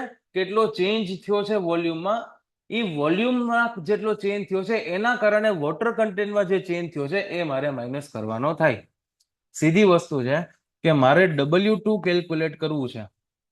W1 મારી પાસે છે અને મને ખબર છે કે W1 માં W2 is lesser than W1. તો હું એમ કહું કે W1 માંથી change in water content minus કરી દઉં તો મને W2 મળે કે ના મળે? તો એ જ વસ્તુ આપણે કરી છે. W1 માંથી change in water content minus કરી દીધું. હવે ચેન્જ ઇન વોટર કન્ટેન્ટ આપણે કઈ રીતના કેલ્ક્યુલેટ કરશું? તો ચેન્જ ઇન વોટર કન્ટેન્ટ હંમેશા એક જ રીતના કેલ્ક્યુલેટ થાય, weight of water divided by weight of solid. તો W1 માંથી જે વોટરનો વેટમાં ચેન્જ આવ્યો છે એ વાળો ચેન્જ આપણે કેલ્ક્યુલેટ કરશું. વેટ ઓફ સોલિડ તો કોન્સ્ટન્ટ જ છે પહેલેથી, બરોબર? પહેલેથી છેલ્લે સુધી કોન્સ્ટન્ટ છે. આમાં શું ચેન્જ આવ્યો છે વેટ ઓફ વોટરમાં? તો આપણે એક વસ્તુ ખબર છે કે ડેન્સિટી એટલે વેટ અપોન વોલ્યુમ. તો વેટ એટલે ડેન્સિટી ઇન્ટુ વોલ્યુમ એવું કહેવાય કે ન કહેવાય? તો આની અંદર ડેલ્ટા વેટ ઓફ વોટર મારે કેલ્ક્યુલેટ કરવું હોય, change in weight of water, તો હું આવી રીતના લખી શકું કે density into change in volume. એવું લખાય કે ન લખાય? વેટ એટલે ડેન્સિટી ઇન્ટુ વોલ્યુમ, તો change in weight equal to density into change in volume. Actually આવું પણ થાય, delta W equal to delta density into volume, આવું પણ થાય. પણ ડેન્સિટી જે છે એ કોન્સ્ટન્ટ હોય. પાણીની ડેન્સિટી ચેન્જ થાય? ન થાય. એટલે એની બાજુમાં ટ્રાયેંગલ લગાડવું યોગ્ય છે?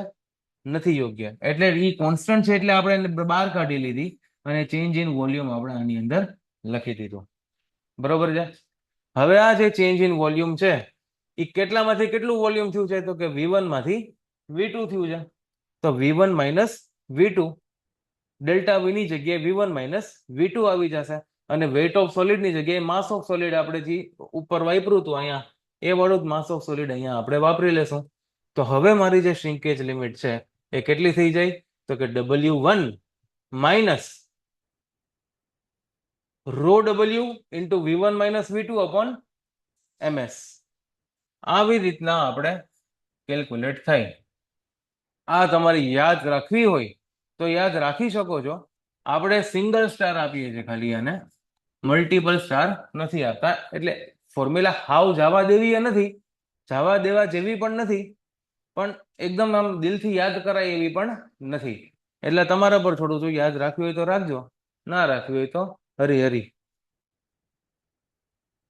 સેકન્ડ એપ્રોચ, આ પહેલો એપ્રોચ આપણે કેલ્ક્યુલેટ કરીને કર્યું. સેકન્ડ એપ્રોચ, આ વળી ફોર્મ્યુલા યાદ રાખજો, કેમ કે ફોર્મ્યુલા સિમ્પલ છે અને પૂછાય એવી પણ છે. બરોબર? Shrinkage limit is equal to 1 upon R minus 1 upon G. G ને તો તમે ઓળખો છો ને, નાનપણમાં મળ્યા હતા આપણે, સ્પેસિફિક ગ્રેવિટી. જે R છે એને આપણે નથી ઓળખતા. R નું નામ છે ratio. R for ratio, shrinkage ratio. Shrinkage ratio એને આપણે R કીધું. શ્રિંકેજ રેશિયો એટલે બેસિકલી શું થાય? શ્રિંકેજ રેશિયો એટલે બેસિકલી થાય dry density divided by gamma W. Dry density divided by gamma W. જો ધ્યાનથી, સ્પેસિફિક ગ્રેવિટી શું હતી? Solid density divided by gamma W. Mass specific gravity શું હતી? Bulk unit weight divided by gamma W. તો shrinkage ratio છે મારો dry density divided by gamma W, right? એને કહેવાય શ્રિંકેજ રેશિયો. G છે સ્પેસિફિક ગ્રેવિટી, એને તો આપણે ઓળખીએ જ છે. સ્પેસિફિક ગ્રેવિટી એટલે શું થાય? True specific gravity. બરોબર? આ ક્યાંથી આવી ગયું? નોટ શું કહે છે? નોટ એવું પણ કહે છે કે આ શ્રિંકેજ રેશિયોની જગ્યાએ તમે GM પણ વાપરી શકો. તો shrinkage limit is equal to 1 upon GM minus 1 upon G પણ થાય. તો આ ફોર્મ્યુલા યાદ રાખવાની છે અને આ ફોર્મ્યુલા પણ યાદ રાખવાની છે. આ થોડી થોડી યાદ રાખવાની છે. બરોબર છે.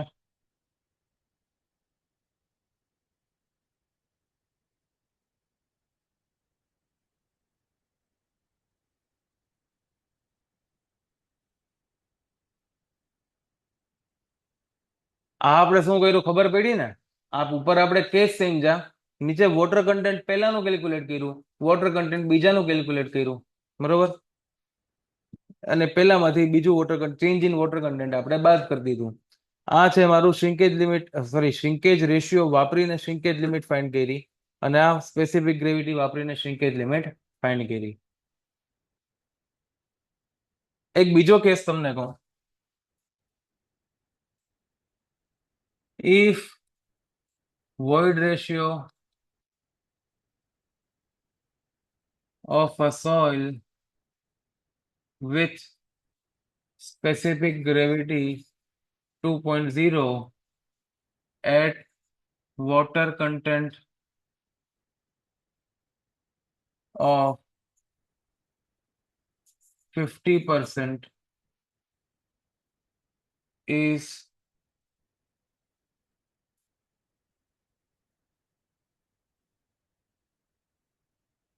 .5 if soil is નહીં, વોટર કન્ટેન્ટ નથી આપવાનું થતું. void ratio of a soil with specific gravity 2.0 at shrinkage limit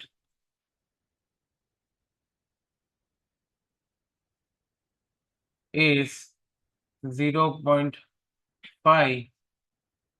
Calculate the shrinkage limit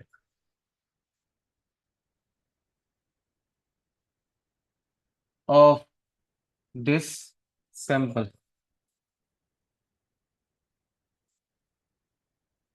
void ratio આપેલો છે 0.5, સ્પેસિફિક ગ્રેવિટી આપેલી છે 2, શ્રિંકેજ લિમિટ ફાઇન્ડ કરવાનું કીધું છે.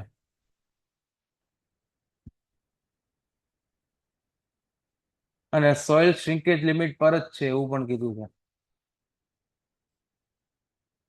અહીંયા સહેવાગને જ બોલાવશો કે બીજા કોઈને બોલાવશો? એને જ બોલાવીએ. SE = WG. S કેટલું આપેલું છે? કોણ બોલ્યું નથી આપેલું? નથી આપેલું કોણ બોલ્યું? તું જ બોલ્યો, તું બોલ્યો, તું બોલ્યો. કોઈ નહીં સ્વીકારે. શ્રિંકેજ લિમિટ પર આપેલી છે સોઇલ, એટલે આને આપણે 100% જ લેવાનું થાય. E કેટલું આપેલું છે? 0.5. W કેટલું આપેલું છે? E તો કાઢવાનું છે ભાઈ. અને G 2. તો આને કેટલું આવી જશે? 0.25. 25%. શ્રિંકેજ લિમિટ એટલે શું થાય? શ્રિંકેજ લિમિટ ઉપરનું વોટર કન્ટેન્ટ, બરોબર ને? તો 25% આવી ગયું. આવી રીતના ન્યુમેરિકલ પૂછાય તો મજા આવે એમ એક્ઝામમાં. અઘરા અઘરા નો આવવા જોઈએ.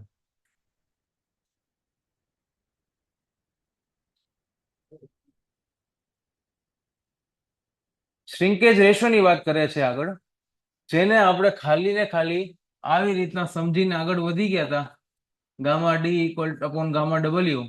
એ શ્રિંકેજ રેશિયોની વાત કરે છે. એ વાળા શ્રિંકેજ રેશિયોની વાત ચાલે છે. શ્રિંકેજ રેશિયો R, એને ડિફાઇન કરવા માટે આપણે આ ફોર્મ્યુલા ધ્યાનથી જુઓ. આ ફોર્મ્યુલાને ધ્યાનથી જુઓ.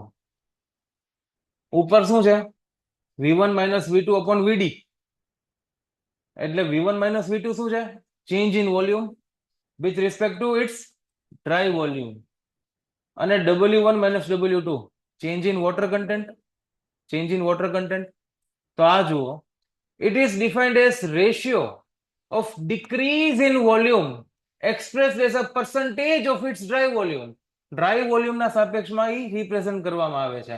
Ratio of decrease in volume of soil expressed as a percentage of its dry volume to the corresponding change in water content above the shrinkage limit. એને કીધું shrinkage ratio. Change in volume with respect to its dry volume to change in water content. આ રેશિયોને આપણે શ્રિંકેજ ratio કહીએ છીએ. W2 એટલે શ્રિંકેજ limit આપણે કહી શકીએ. આ વાળો કેસ છે. Case 1, case 2, case 3. કેસ 1 માં બહુ બધું પાણી, કેસ 2 માં એટ શ્રિંકેજ લિમિટ અને કેસ 3 માં ડ્રાય થઈ ગઈ સોઇલ. તો કેસ 2 માં V2 શું હતો? કેસ 2 માં W2 શું હતો? W2 શ્રિંકેજ લિમિટ જ હતી. તો W2 ની જગ્યાએ આને શ્રિંકેજ લિમિટ લખી તો ફોર્મ્યુલા આવી રીતની થઈ ગઈ કે V1 minus VD upon VD. V2 ની જગ્યાએ શું લખ્યું? V2 ની જગ્યાએ VD લખી શકાય કે ન લખી શકાય? લખાય કે ન લખાય? જો અહીંયા V2 ની જગ્યાએ VD આપણે લખ્યું હતું. આ V2 અને આ VD બે સેમ જ છે. તો V2 ની જગ્યાએ VD લખ્યું અને આને થોડીક ફોર્મ્યુલાને રીઅરેન્જ કરી. બરોબર, ઠીક છે. આ ફોર્મ્યુલા યાદ રાખવાનું રિકમેન્ડ નથી કરતો હું બહુ.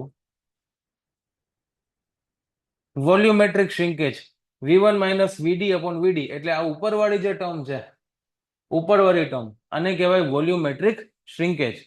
બસ આને ખાલી કહેવાય, બીજું કઈ આનો ઇમ્પોર્ટન્સ ફિઝિકલ સિગ્નિફિકન્સ આ તે કઈ છે નહીં. આને ખાલી વોલ્યુમેટ્રિક શ્રિંકેજ કહેવાય. તો આપણને કોઈ એમ પૂછે કે શ્રિંકેજ રેશિયો એટલે શું, એટલે કે volumetric shrinkage divided by change in water content, એવું પણ આપણે કહી શકીએ. રાઈટ. વોલ્યુમેટ્રિક શ્રિંકેજ ને આના પરથી આમ લખ્યું કે આને આને આને સબ્જેક્ટ શું કહેવાય, કરતા બનાવી દીધો. આને કરતા બનાવી દીધો. વોલ્યુમેટ્રિક શ્રિંકેજ આ ભાઈને અહીંથી ઉપર લઈ ગયા તો વોલ્યુમેટ્રિક શ્રિંકેજ ની આ ફોર્મ્યુલા આવી ગઈ, R into W1 minus WS. આનું પણ કઈ ઇમ્પોર્ટન્સ કઈ કામનું કઈ છે નહીં. બરોબર, એકચ્યુઅલી બધી બેચમાં આમ જ કરું છું, આમ કેન્સલ કરાવું. પણ આ નવી નવી બેચ છે ને એમ કહું કે આ પેજ કેન્સલ કરો તો તમે એમ જ કેમ કે નાખ્યું કામ મટીરિયલમાં, ભૂલથી નખાઈ ગયું. બરોબર,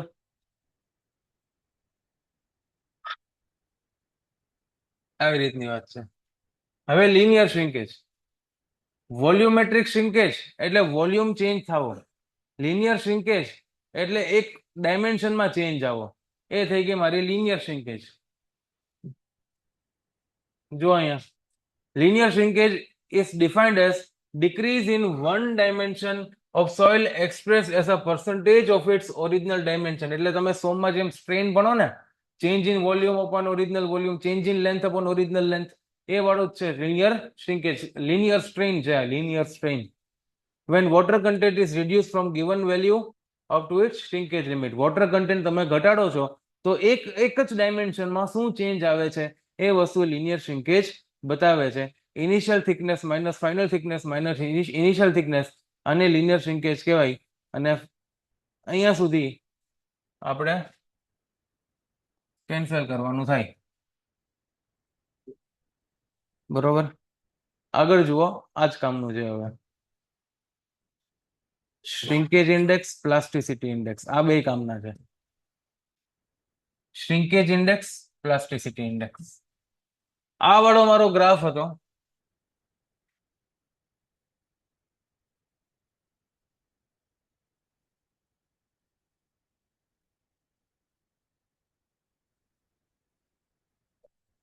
આને શું કહેવાય? આને શું કહેવાય?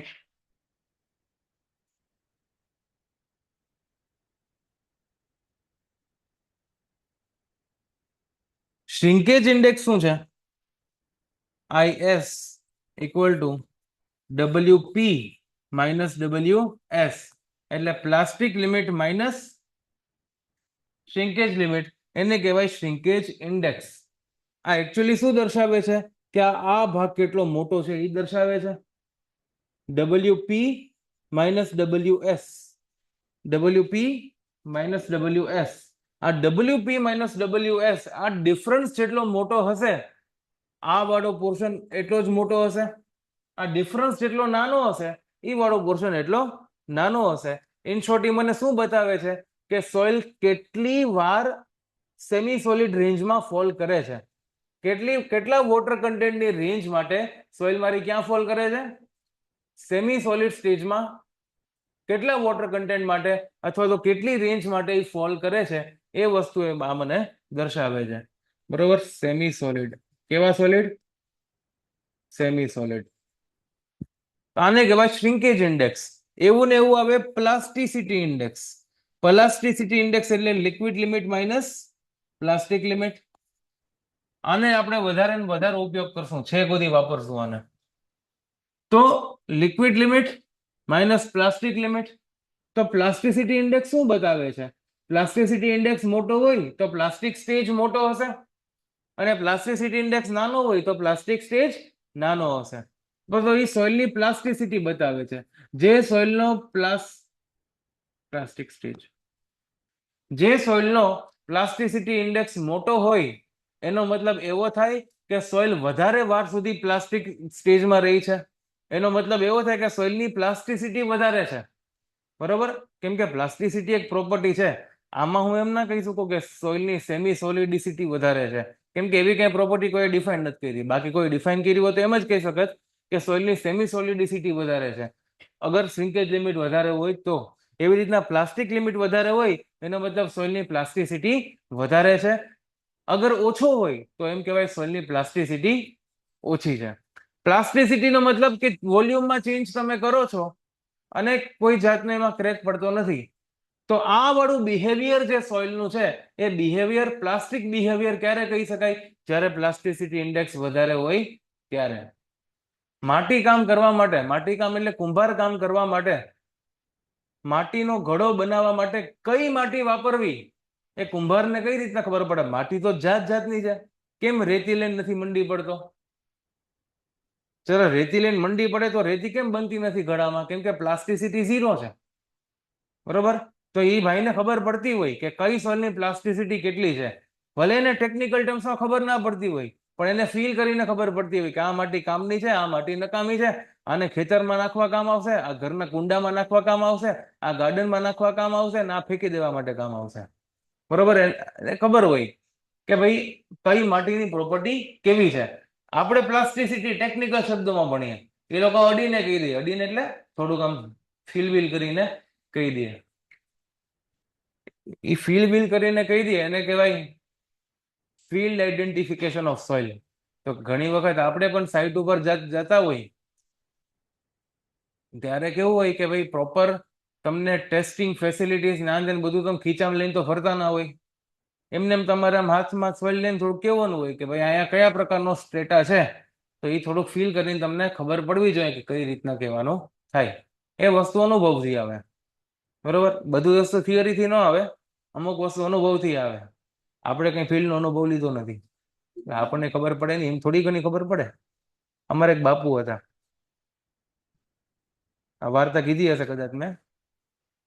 મારા બાપુ હતા, ગ્રુપમાં ભેગા તૈયારી કરતા હોય ને, એક હતા.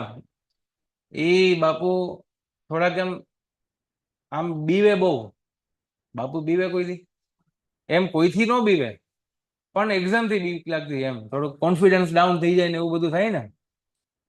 તો અહીંયા અમારે કેવું, અમારી સિસ્ટમ હતી કે આખો દી વાંચવાનું, સાંજે ચા પીવા માટે મળવાનું, અને રાત્રે જમીને વોક કરવા માટે મળવાનું. તો વોક કરવા માટે રહેવાનું સાથે જ એમ.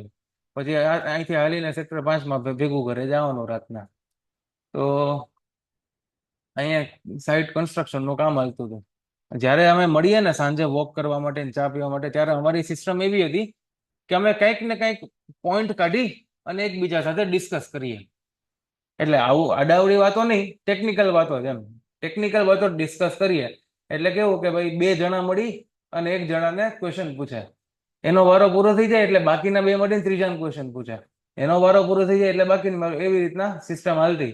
ટૂંકમાં 2 જણા મરીને પૂરેપૂરી મારી લેવાની સામેવાળાની, છેટ સુધીની. બરોબર, એટલો હેરાન કરવાનો.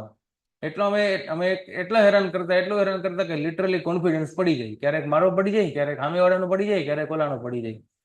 એ હદ સુધીની માર લેવાની. આ સિસ્ટમ હતી. એક વખત અહીંયા કન્સ્ટ્રક્શનનું કામ હાલતું હતું, અમે બધા ચર્ચા કરતા હતા, અલગ અલગ પોઈન્ટ ડિસ્કસ કરતા હતા. સોઇલ મિકેનિક્સનું રિવિઝન બધાએ કરેલું હતું તાજેતરમાં. એટલે મેં ઓલા બીજા ભાઈબંધને આંખ મારી, મેં કીધું બાપુની લઈએ થોડીક. તો બાપુને પૂછ્યું, બાપુ અહીંયા કન્સ્ટ્રક્શનની સાઇટ હાલે છે? તો કે હાલે છે.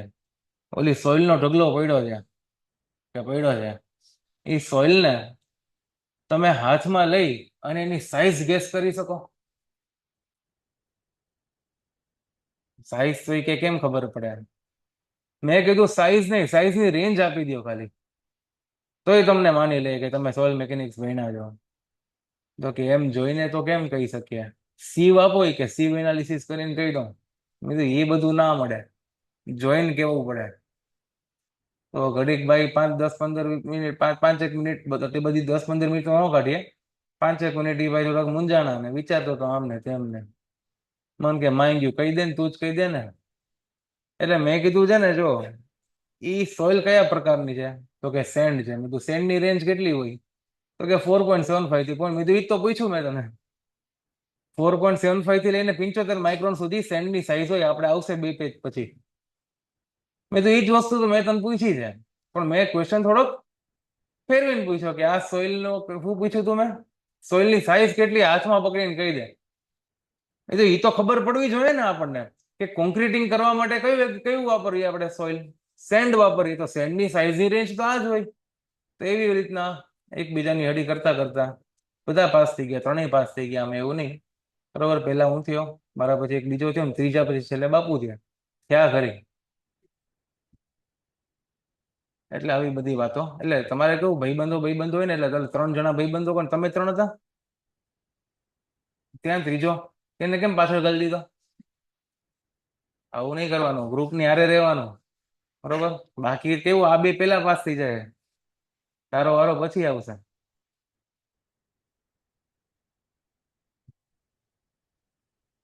આપણે અહીંયા ક્યાં છે? આ બાજુ પર ક્યાંથી આવી ગયા?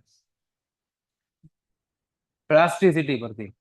કે ભાઈ પ્લાસ્ટિસિટી કુંભારને જોઈને ખબર પડી જાય, આપણે આ ટેકનિકલી આપણે જોવું પડે. તો આ ડિફરન્સ જેટલો મોટો, સોઇલની પ્લાસ્ટિસિટી એટલી વધારે. It is the range of consistency in which soil બિહેવ્સ as a plastic material, એને કહેવાય પ્લાસ્ટિસિટી ઇન્ડેક્સ. અને શ્રિંકેજ ઇન્ડેક્સ એટલે it shows the range of consistency in which soil shows semi solid properties, એને કહેવાય શ્રિંકેજ ઇન્ડેક્સ. તો soil કેટલી semi solid property show કરે છે, શ્રિંકેજ ઇન્ડેક્સ પરથી ખબર પડે.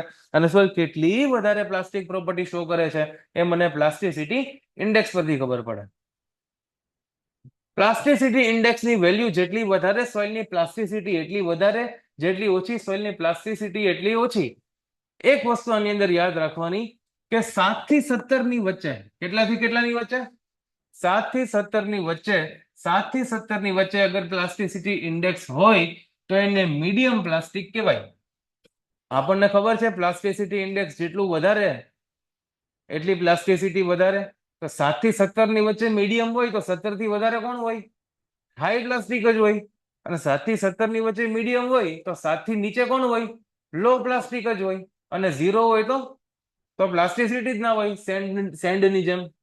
તો 0 એટલે નોન પ્લાસ્ટિક, 7 થી નીચે લો પ્લાસ્ટિક, 7 થી 17 ની વચ્ચે મીડિયમ પ્લાસ્ટિક, ને 17 થી વધારે હાઈ પ્લાસ્ટિક. આ ટેબલ વ્યવસ્થિત રીતના યાદ રાખવાનું છે, વેરી ઇમ્પોર્ટન્ટ. અને આખું યાદ રાખવા કરતા ખાલી આટલું યાદ રાખો તો ચાલે. 7 થી 17 ની વચ્ચે મીડિયમ, તો 17 થી વધારે હાઈ, ને 7 થી ઓછું લો. એ તો બાય ડિફોલ્ટ ખબર પડી જાય. હંમેશા આવા ટેબલ બેબલ ને એવું જે આવે ને, એમાં વચ્ચેની વેલ્યુ યાદ રાખવાની, મીડિયમ વાળી. મીડિયમ ક્યાંથી ક્યાં સુધી હતું, બાકીનું આખું ટેબલ ગોખવાની જરૂર નથી, એની મેળે ગોખાઈ જાય, બરોબર. તો આના પરથી ક્વેશ્ચન પૂછી શકે છે. હવે નોટ બતાવે છે. નોટમાં એવું છે કે 2 સોઇલ છે અલગ અલગ. એક સોઇલની પ્લાસ્ટિસિટી ઇન્ડેક્સ કંઈક છે, બીજી સોઇલની પ્લાસ્ટિસિટી ઇન્ડેક્સ કંઈક છે. હવે આપણે 2 સોઇલને મિક્સ કરીએ તો રિઝલ્ટન્ટ જે આપણને મિક્સર મળ્યું છે એની પ્લાસ્ટિસિટી ઇન્ડેક્સ કેટલી થાય, એ આપણે ગણવાની થાય. તો એના માટે આપણે બીજું કંઈ જ નથી કરવાનું, આપણે બંનેનું શું લઈ લેવાનું? એવરેજ લઈ લેવાનું.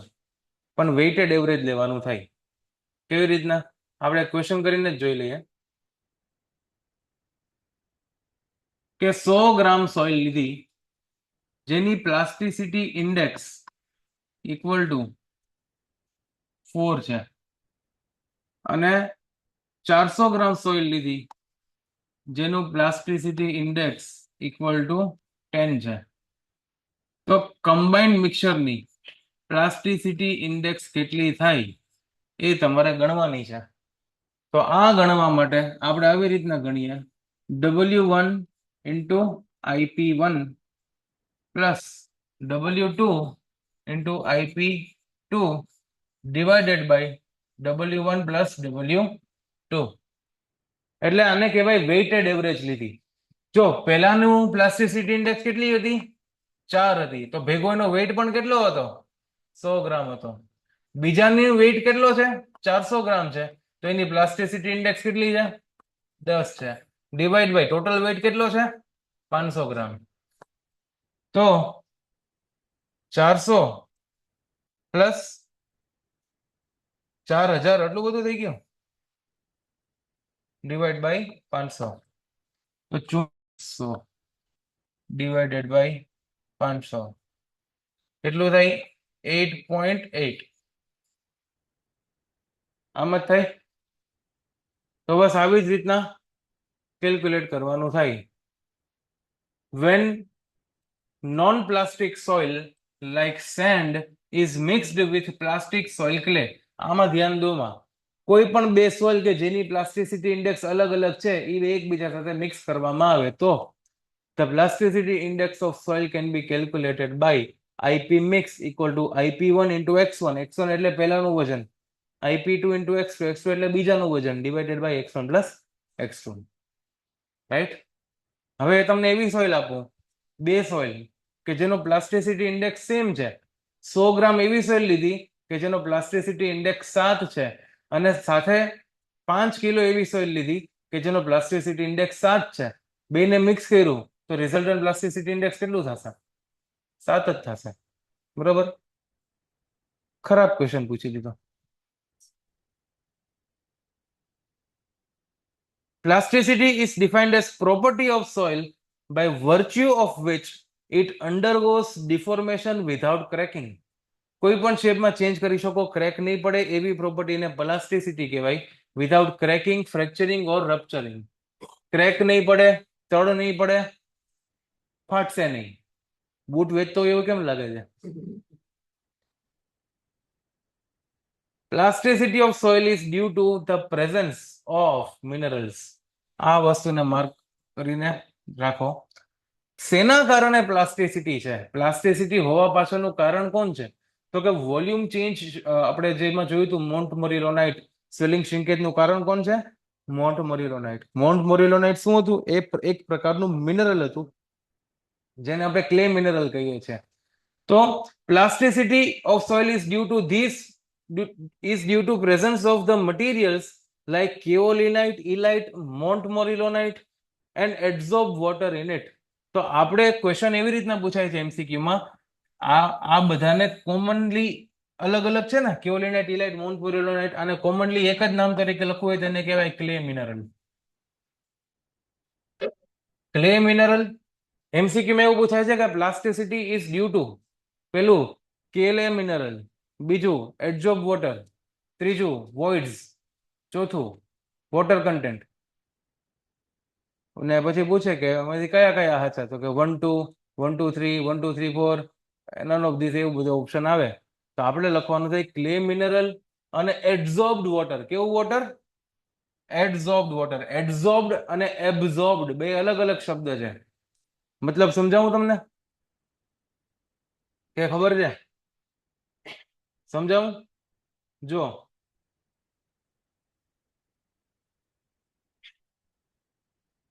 આ શું છે? એક ગુલાબ જાંબુ છે. ગુલાબ જાંબુ છે એને ડબ્બામાંથી તમે કાઢો અને અંદરથી આમ દબાવો તો શું નીકળશે? ચાસણી નીકળે. હજી વધારે દબાવો તો તૂટી જાય. ટૂંકમાં ગુલાબ જાંબુની અંદર તમે પ્રેસ કરો તો શું નીકળશે? ચાસણી નીકળશે. એટલે ચાસણી ક્યાં ઘૂસેલી છે? અંદર ઘૂસેલી છે. સોઇલની અંદર ઘૂસેલું હોય એના વોઇડ્સમાં ઘૂસેલી છે ચાસણી, એના ગુલાબ જાંબુના પોર્સમાં ચાસણી ઘૂસેલી છે, પોર્સમાં. રાઈટ? તો જે વોટર સોઇલના પોર્સની અંદર ઘૂસેલું હોય એને કહેવાય એબ્ઝોર્બ્ડ વોટર. કેવું કહેવાય?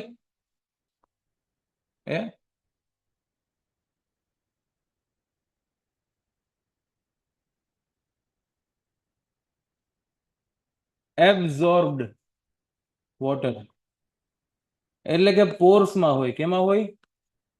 પોર્સમાં હોય.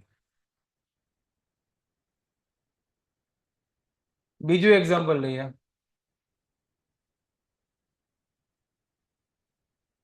આ શું છે?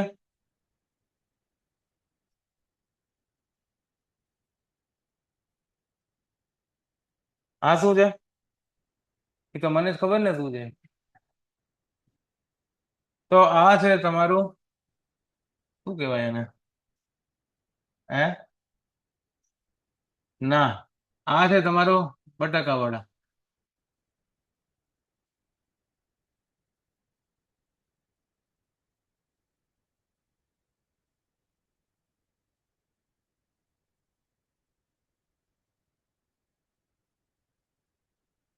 આને કીની ચટણી સાથે ખાવાના હોય? ખજૂર આમલીની ચટણી હોય. તો ખજૂર આમલીની ચટણી આમાં કેવું છે કે આપણે બધા ભાઈબંધો ખાવા બેઠા છીએ. હવે ઓલું આપણાથી દૂર છે, પ્લેટ અને છાપામાં જેમાં પાર્સલ આવ્યું છે ને ચટણીનું બધું દૂર છે. તો આપણે શું કરીએ? થોડાક એની પાસે જઈએ, બટાકુવડું ચટણીમાં રાખીએ, આખું ગોળ ગોળ ફેરવીએ, પછી કાઢીને આપણી જગ્યાએ પાછા આવી જાય. બરોબર? એટલે આખું આપણે ચટણીથી શું કરી દીધું છે? કોટ કરી દીધું છે. ચટણી એની અંદર ઘૂસી ગઈ હશે. એ તમે કાણું પાડ્યું હોય તો ઘૂસી જાય, પણ એવું એઝ્યુમ કરો કે કાણું નથી પાડ્યું આપણે. એટલે ચટણી ક્યાં છે? સરફેસ ઉપર જ છે. બરોબર? એટલે સરફેસ ઉપર શું છે? ચટણી. તો આને કહેવાય એડઝોર્બ્ડ વોટર. શું કહેવાય? એડઝોર્બ ચટણી.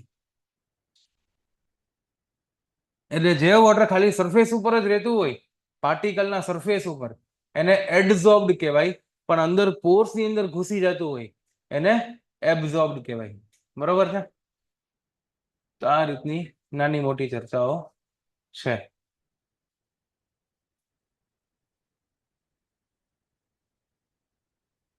તો plasticity index clear.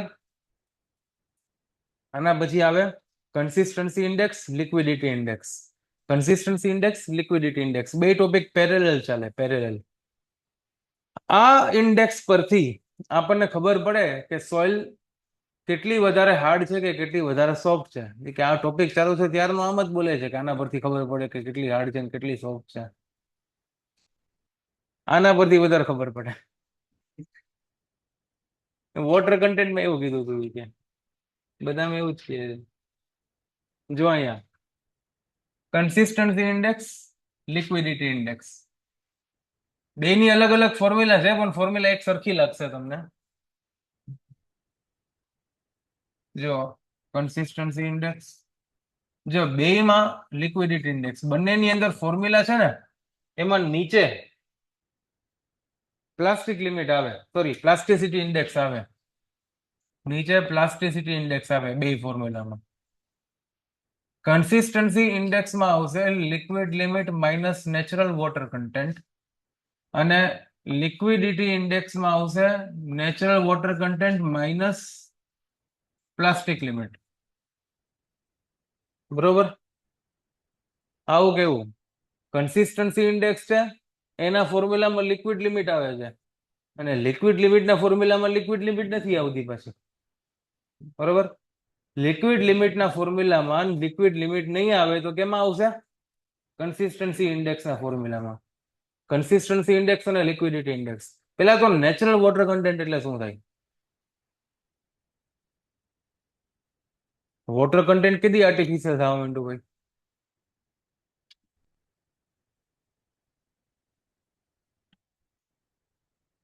Water content તો નેચરલ જ હોય ને. પણ એમ વાત નથી. અત્યારે જે સોઇલ છે એનું વોટર કન્ટેન્ટ અત્યારે કેટલું છે? તો કે WN જેટલું છે. જ્યારે એ લિક્વિડ લિમિટ ઉપર હશે ત્યારે એનું વોટર કન્ટેન્ટ WL હશે. જ્યારે એ પ્લાસ્ટિક લિમિટ ઉપર હશે ત્યારે એનું વોટર કન્ટેન્ટ WP હશે. પણ અત્યારે જે વોટર કન્ટેન્ટ છે એ કેવું છે? Natural water content. Natural water કન્ટેન્ટનો મતલબ બીજો કાંઈ નહીં, અત્યારનું હાલનું વોટર કન્ટેન્ટ કેટલું છે એને નેચરલ વોટર કન્ટેન્ટ આપણે કીધું. તો કન્સિસ્ટન્સી ઇન્ડેક્સને સમજીએ. કન્સિસ્ટન્સી ઇન્ડેક્સને સમજીએ. Natural liquid limit minus natural water content divided by plasticity index. Liquid limit minus natural water content divided by plasticity index. બરોબર, ધ્યાનથી જુઓ આ વસ્તુને, જુઓ ધ્યાનથી, ધ્યાનથી નથી જુઓ, હવે ધ્યાનથી જુઓ, હવે દેખાય છે? આનાથી વધારે શું કરવું છે? હાલશે? સારું, ધ્યાનથી જુઓ આને કે ભાઈ આ લિક્વિડ કન્સિસ્ટન્સી ઇન્ડેક્સ જે છે, માની લ્યો, શું કરી લ્યો, માની લ્યો કે નેચરલ વોટર કન્ટેન્ટ કેટલું છે? લિક્વિડ લિમિટ ઉપર છે soil.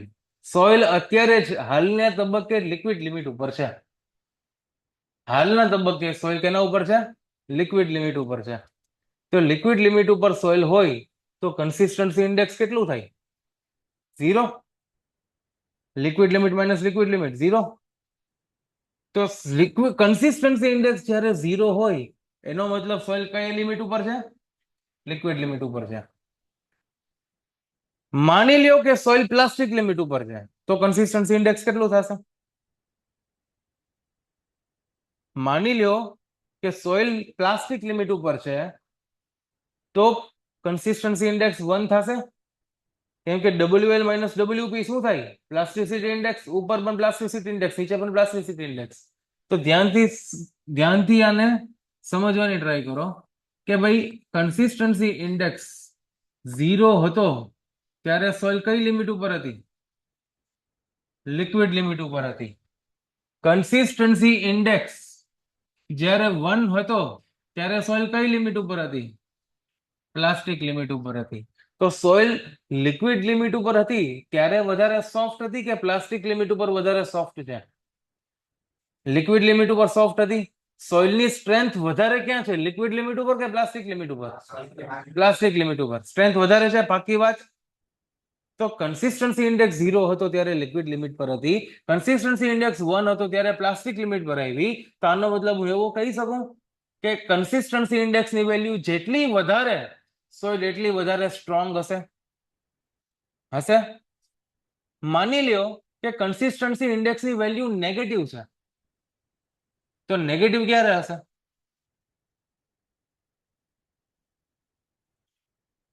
Natural water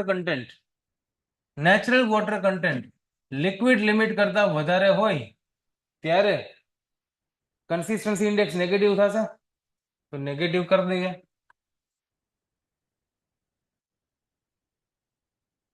okay, natural water content liquid limit કરતા વધારે છે એનો મતલબ શું થાય? કે સોઇલ કયા સ્ટેજમાં છે?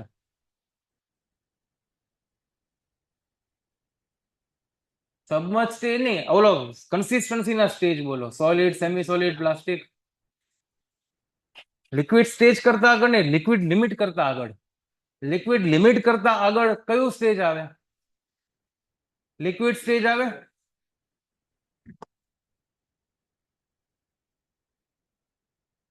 અહીંયા શ્રિંકેજ, અહીંયા પ્લાસ્ટિક, અહીંયા લિક્વિડ. તો અહીંયા કયું સ્ટેજ છે? Liquid stage. Consistency index negative એનો મતલબ સોઇલ કયા સ્ટેજ પર છે? લિક્વિડ સ્ટેજ પર. કન્સિસ્ટન્સી ઇન્ડેક્સની વેલ્યુ 0 થી 1 ની વચ્ચે એનો મતલબ કયા સ્ટેજમાં હશે? લિક્વિડ લિમિટ અને પ્લાસ્ટિક લિમિટની વચ્ચે પ્લાસ્ટિક સ્ટેજ. અને 1 કરતા વધારે હશે, 1 કરતા વધારે એનો મતલબ કયા સ્ટેજમાં હશે? સોલિડ અથવા સેમી સોલિડ. એમાંથી બેમાંથી કયું આપણે ફિક્સ નથી કહી શકતા, પણ સેમી સોલિડ અથવા તો સોલિડ સ્ટેજ હશે. 1 કરતા વધારે હોય તો 1 કરતા વધારે આવી રીતના કેલ્ક્યુલેશનમાં પણ સમજી લઈએ. આ 1 કરતા વધારે ક્યારે હોય? જ્યારે plasticity index less than WL minus natural water. આ કન્ડિશનમાં ડિનોમિનેટર જ્યારે ન્યુમરેટર કરતા નાનો હોય ત્યારે જ ઓવરઓલ ક્વોન્ટિટી 1 કરતા વધારે થઈ શકે. હા કે ના? તો આનો મતલબ એવો થાય કે નેચરલ વોટર કન્ટેન્ટને આપણે કરતા બનાવીએ કહેવા દે, એને કરતા નથી બનાવો. Plasticity index is less than WL minus WN. Plasticity index એટલે WL minus WP is lesser than WL minus WN. કઈ કેન્સલ થઈ જાય, WL કેન્સલ થઈ જાય, બરોબર.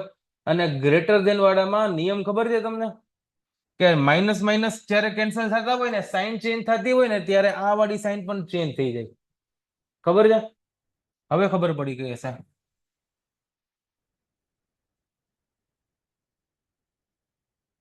જો આમાં કેવું હોય સમજાવી દઉં તમને. Liquid limit minus plastic limit is lesser than liquid limit minus natural water content. Okay, liquid limit cancel થઈ ગયા. લિક્વિડ લિમિટ શું થઈ ગયા? કેન્સલ થઈ ગયા. હવે આને અહીંયા લાવીએ તો WN minus WP is less than 0. હજી કઈ સાઇન ચેન્જ નથી કરી મેં, બરોબર. WN ને આપણે અહીંયા લાવી દીધા તો WN minus WP is less than 0. આનો મતલબ શું થાય? WN is less than WP. WN is less than WP, બરોબર. Natural water content plastic limit કરતા ઓછું. Natural water content plastic limit કરતા ઓછું તો કયા સ્ટેજમાં આવે? સોલિડ અથવા સેમી સોલિડ સ્ટેજ. અહીંયા હું શું કહેવા માંગતો હતો? Minus WP is less than minus WN. કે ભાઈ આ માઇનસ માઇનસ તમે ચેન્જ કરો છો, માઇનસ માઇનસ તમે કેન્સલ કરો છો, તો આ વાળી સાઇન પણ રિવર્સ થઈ જાય. એટલે WP ગ્રેટર ધેન WN થઈ જાય. આને આપણે સીધી રીતના લાવ્યા તો આ થયું. વસ્તુ એક જ થઈ ને ભાઈ, આવી રીતની વાત છે. તો આપણે ક્યાં હતા? જ્યારે કન્સિસ્ટન્સી ઇન્ડેક્સ 1 કરતા વધારે હોય ત્યારે સોલિડ અથવા કેવા સેમી સોલિડ સ્ટેજ હોય, બરોબર. તો આ વાળી કેલ્ક્યુલેશન તમારે સમજવાની હતી. તો આના પરથી આપણે એવું કહી શકીએ કે કન્સિસ્ટન્સી ઇન્ડેક્સ લેસ ધેન 0 એટલે નેગેટિવ હોય ત્યારે લિક્વિડ સ્ટેજ, ગ્રેટર ધેન 1 હોય તો સોલિડ અથવા સેમી સોલિડ સ્ટેજ, અને 0 ને 1 ની વચ્ચે હોય તો પ્લાસ્ટિક સ્ટેજ. ક્લિયર છે? આ જ વસ્તુ આપણે લિક્વિડિટી ઇન્ડેક્સ માટે જોઈએ. કન્સિસ્ટન્સી ઇન્ડેક્સમાં ખૂણામાં એક લાઈન લખી નાખો કે કન્સિસ્ટન્સી ઇન્ડેક્સની વેલ્યુ જેટલી વધારે સોઇલની સ્ટ્રેન્થ પણ એટલી વધારે રહેશે. કન્સિસ્ટન્સી ઇન્ડેક્સની વેલ્યુ જેટલી વધારે સોઇલની સ્ટ્રેન્થ એટલી જ વધારે રહેશે.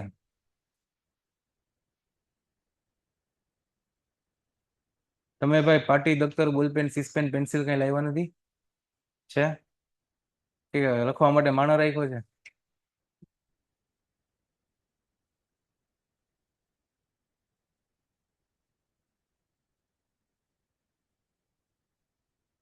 તમે માણસ રાખ્યો છે, માંગ્યું ભણો ને તમે.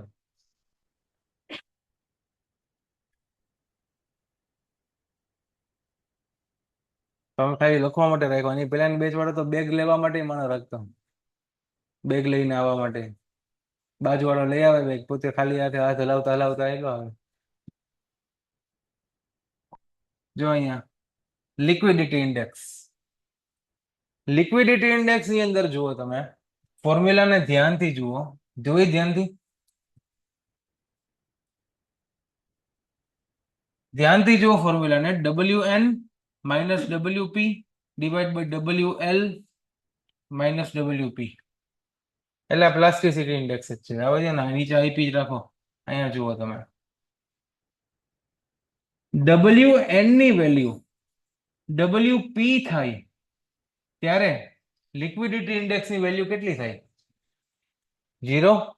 લિક્વિડિટી ઇન્ડેક્સની વેલ્યુ 0, લિક્વિડિટી ઇન્ડેક્સની વેલ્યુ 0 તો વોટર કન્ટેન્ટ કેટલું થાય? પ્લાસ્ટિક લિમિટ ઉપર થાય. પ્લાસ્ટિક લિમિટ ઉપર થાય. નેચરલ વોટર કન્ટેન્ટની વેલ્યુ લિક્વિડ લિમિટ જેટલી હોય તો લિક્વિડિટી ઇન્ડેક્સની વેલ્યુ કેટલી થાય?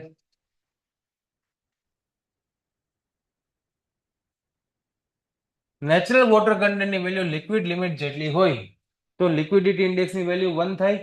WL minus WP divided by WL minus WP એટલે 1. તો આની પણ આપણે એલી લાઈન બનાવી લઈએ. અહીંયા બનાવો. લિક્વિડિટી ઇન્ડેક્સની વેલ્યુ 0 તો સોઇલ કયા લિમિટ ઉપર હતી? Plastic limit. આટલી ખરાબ નથી બનાવી.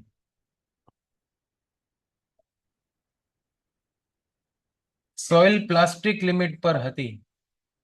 પ્લાસ્ટિક લિમિટ ઉપર ત્યારે લિક્વિડિટી ઇન્ડેક્સ કેટલું હતું? 0. WN જ્યારે WP હતું એનો મતલબ સોઇલ પ્લાસ્ટિક લિમિટ પર હશે. સોઇલ પ્લાસ્ટિક લિમિટ ઉપર તો લિક્વિડિટી ઇન્ડેક્સ કેટલું થયું? 0. સોઇલ જ્યારે લિક્વિડ લિમિટ ઉપર હતી, લિક્વિડ લિમિટ, ત્યારે લિક્વિડિટી ઇન્ડેક્સની વેલ્યુ કેટલી હતી? 1. ખબર પડે? ના પડતી હોય તો કોઈ પૂછજો, શરમ બરમ નહીં રાખતા. તો પ્લાસ્ટિક લિમિટ 0. પ્લાસ્ટિક લિમિટ ઉપર જ્યારે સોઇલ હતી ત્યારે લિક્વિડિટી ઇન્ડેક્સ 0. લિક્વિડ લિમિટ ઉપર જ્યારે સોઇલ હતી ત્યારે લિક્વિડિટી ઇન્ડેક્સ 1. તો આના પરથી એવું કહી શકાય કે લિક્વિડિટી ઇન્ડેક્સની વેલ્યુ જેટલી વધે છે સોઇલની સ્ટ્રેન્થ એટલી ઓછી થાય છે. લિક્વિડિટી ઇન્ડેક્સ ગ્રેટર ધેન 1 હોય, કેવું હોય? ગ્રેટર ધેન 1, ત્યારે સોઇલ કઈ કન્ડિશનમાં હશે? ગ્રેટર ધેન 1 હોવાનો મતલબ કે સોઇલનું વોટર કન્ટેન્ટ લિક્વિડ લિમિટ કરતા વધારે હશે. વોટર કન્ટેન્ટ લિક્વિડ લિમિટ કરતા વધારે કયા સ્ટેજમાં હોય? લિક્વિડ સ્ટેજમાં. તો લિક્વિડિટી ઇન્ડેક્સ જ્યારે ગ્રેટર ધેન 1 હશે ત્યારે સોઇલ કયા સ્ટેજમાં? લિક્વિડ સ્ટેજમાં. અને પ્લાસ્ટિક લિમિટ કરતા ઓછું વોટર કન્ટેન્ટ કયા સ્ટેજમાં હોય? સોલિડ અથવા તો સેમી સોલિડ. તો લિક્વિડિટી ઇન્ડેક્સ જ્યારે નેગેટિવ હશે ત્યારે સોઇલ મારી કયા સ્ટેજમાં હશે? સોલિડ અથવા તો સેમી સોલિડ સ્ટેજમાં. આના પરથી આપણને એ જાણવા મળે કે લિક્વિડિટી ઇન્ડેક્સ ગ્રેટર ધેન 1 તો સોઇલ લિક્વિડ સ્ટેજમાં, લિક્વિડિટી ઇન્ડેક્સ લેસ ધેન 0 તો સેમી સોલિડ અથવા સોલિડ સ્ટેજમાં, લિક્વિડિટી ઇન્ડેક્સ 0 અને 1 ની વચ્ચે તો કયા સ્ટેજમાં? Plastic stage. લિક્વિડ લિમિટ અને પ્લાસ્ટિક લિમિટની વચ્ચે એક જ સ્ટેજ આવે. કયો સ્ટેજ? Plastic stage. રાઈટ. આમાં પણ ખૂણામાં લખી નાખો. લિક્વિડિટી ઇન્ડેક્સની વેલ્યુ જેટલી વધારે સોઇલની સ્ટ્રેન્થ એટલી ઓછી. કન્સિસ્ટન્સી જેટલી વધારે સોઇલની સ્ટ્રેન્થ એટલી વધારે. લિક્વિડિટી જેટલી વધારે સોઇલની સ્ટ્રેન્થ એટલી ઓછી. તો આપણે ગઈકાલના ક્લાસમાં એક વસ્તુની ચર્ચા થઈ હતી કે કન્સિસ્ટન્સી વધારે હોય તો કડક કહેવાય કે કન્સિસ્ટન્સી ઓછી હોય તો કડક કહેવાય? કન્સિસ્ટન્સી ઇન્ડેક્સ પરથી આપણને જાણવા મળ્યું કે જેટલી કન્સિસ્ટન્સી વધારે સોઇલ એટલી વધારે કડક હશે.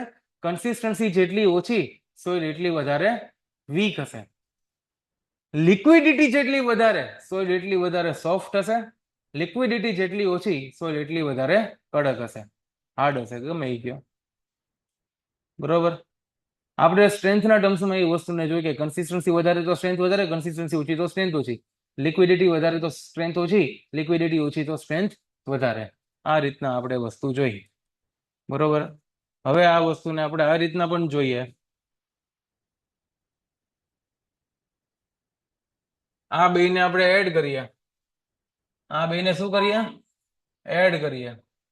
તો WL minus WN upon IP plus WN minus WP upon IP કઈ કેન્સલ થાય? WN કેન્સલ થઈ જાય. WL minus WP divided by IP. WL minus WP શું થાય? IP upon IP equal to 1. તો બંને ઇન્ડેક્સને જ્યારે આપણે એડ કરીએ છીએ ત્યારે આન્સર કેટલો મળશે? 1 મળશે. નોટ છે consistency index plus liquidity index equal to 1. આવડે? અહીંયા બહુ સરસ વસ્તુ આપી છે, કન્સિસ્ટન્સી અને લિક્વિડિટી ઇન્ડેક્સની વેલ્યુ આ લેસ ધેન 0 હોય તો લિક્વિડ જેવી સોઇલ હોય, આ ગ્રેટર ધેન 1 હોય તો સોઇલ લિક્વિડ જેવી હોય. કન્સિસ્ટન્સી ઇન્ડેક્સ નેગેટિવ થતું હતું ત્યારે લિક્વિડ સ્ટેજ આવતો હતો ને, તો કન્સિસ્ટન્સી ઇન્ડેક્સ નેગેટિવ તો લિક્વિડ સ્ટેજ, અને લિક્વિડ લિમિટ ગ્રેટર ધેન 1 તો લિક્વિડ સ્ટેજ આવતો હતો. આ વાળી લાઈન. એવી જ રીતના કન્સિસ્ટન્સી ઇન્ડેક્સ ગ્રેટર ધેન 1 તો સેમી સોલિડ, ગ્રેટર ધેન 1 તો સોલિડ પણ થાય. અહીંયા એક વસ્તુ આપણે જોવાની છે કે આપણે 0 થી 1 ની વચ્ચે કન્સિસ્ટન્સી ઇન્ડેક્સ અને લિક્વિડિટી ઇન્ડેક્સ બંનેને કયા સ્ટેજમાં રાખ્યા હતા? પ્લાસ્ટિક સ્ટેજમાં રાખ્યા હતા. પણ હવે એની અંદર પણ આપણે બાયફર્કેશન કરીએ છીએ. સપોઝ કે કન્સિસ્ટન્સી ઇન્ડેક્સ જેટલી ઓછી એટલી સ્ટ્રેન્થ ઓછી, કન્સિસ્ટન્સી ઇન્ડેક્સ જેટલી વધારે એટલી સ્ટ્રેન્થ વધારે. તો 0 to 0.25 very soft, 0.25 to 50 soft, 0.50 to 0.75 medium stiff, અને 0.75 થી 1 ની વચ્ચે સ્ટીફ. એવી જ રીતના લિક્વિડિટી ઇન્ડેક્સ જેટલી ઓછી એટલી સ્ટ્રેન્થ વધારે, લિક્વિડિટી ઇન્ડેક્સ જેટલી વધારે એટલી સ્ટ્રેન્થ ઓછી. તો 0 to 0.25 ની વચ્ચે લિક્વિડિટી હોય તો એ સ્ટીફ સોઇલ કહેવાય. 0.25 થી 0.50 હોય તો મીડિયમ સ્ટીફ કહેવાય. 0.75 થી 0.5 હોય તો સોફ્ટ કહેવાય, અને 1 થી 0.75 થી લઈને 1 સુધી હોય તો વેરી સોફ્ટ કહેવાય. બરોબર? તો આ વસ્તુ તમારે બધી યાદ રાખવાની થાય. બરોબર? આ ટેબલ રિમેમ્બર કરવા માટેનું ટેબલ છે. એમને રિમેમ્બર નથી રાખવાનું, ખરેખર રિમેમ્બર કરવાનું છે. રિમેમ્બર કરવાની વસ્તુ એમ તો આવશે ભાઈ, ઘણી આવશે. આગળ વધીએ જીવનમાં. કાલે કાલે વધીએ. કોણ બોલ્યું કાલે? જોરથી બોલવાનું રાખો ભાઈ થોડું.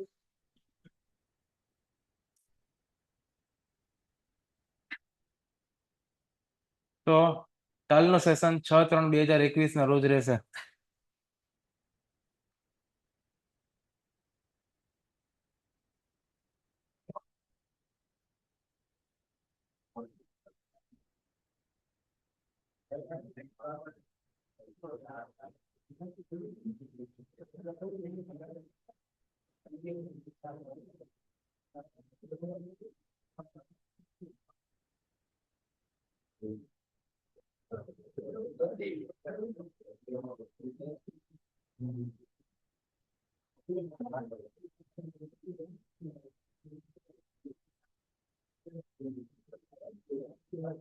કયું રિપીટ કરવું છે ગુંજલ? બોલ ભઈલું, કયો મુદ્દો રિપીટ કરવાનો છે ભાઈ? એ ગુંજલભાઈ, હલો હલો હલો હલો, છે કે જતો રહ્યો?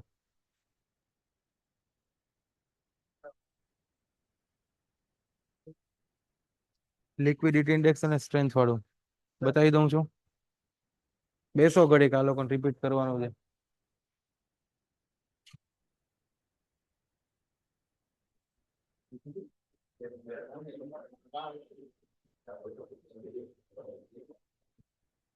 જો આપણે અહીંયા જોયું ને પાછળ કે ભાઈ જો લિક્વિડિટી ઇન્ડેક્સ 0 હતી ત્યારે સોઇલ પ્લાસ્ટિક લિમિટ ઉપર હતી.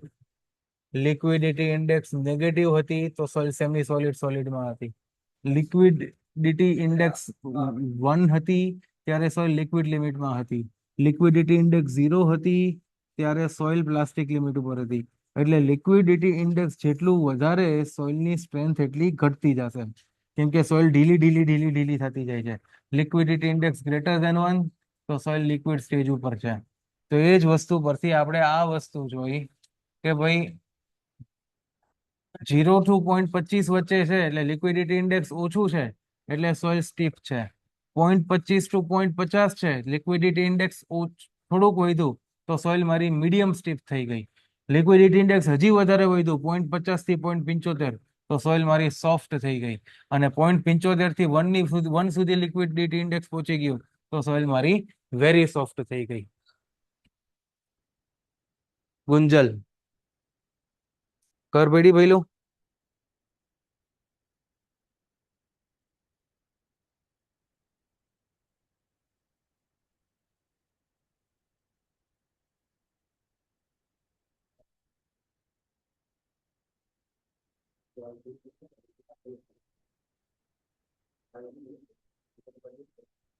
લિક્વિડ લિમિટ વધે તો કોમ્પ્રેસિબિલિટી વધે ઈ એટલા માટે કારણ કે લિક્વિડ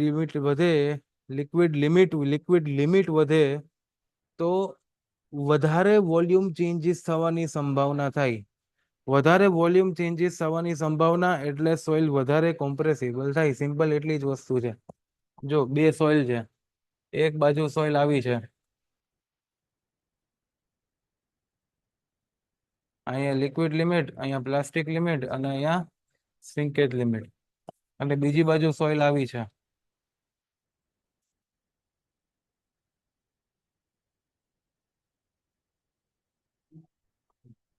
લિક્વિડ લિમિટ અહીંયા, પ્લાસ્ટિક લિમિટ અહીંયા, શ્રિંકેજ લિમિટ અહીંયા.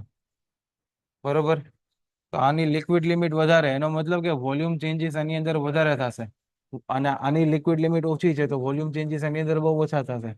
લિક્વિડ લિમિટ બહુ વધારે તો વોલ્યુમ ચેન્જીસ બહુ વધારે, વોલ્યુમ ચેન્જીસ બહુ વધારે તો કોમ્પ્રેસિબિલિટી પણ વધારે. FB94 ભઈલા. બરોબર છે. બોલો ભાઈ, બીજા કોઈને કઈ પૂછવાનું છે?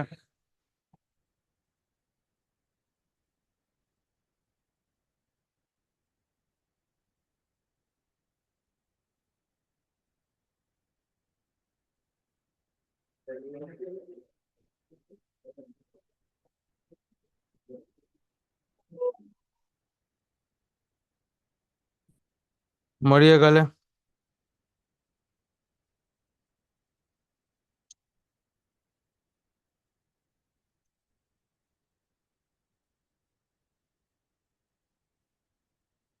ચર્ચા છે કઈ? આવો હમણાં.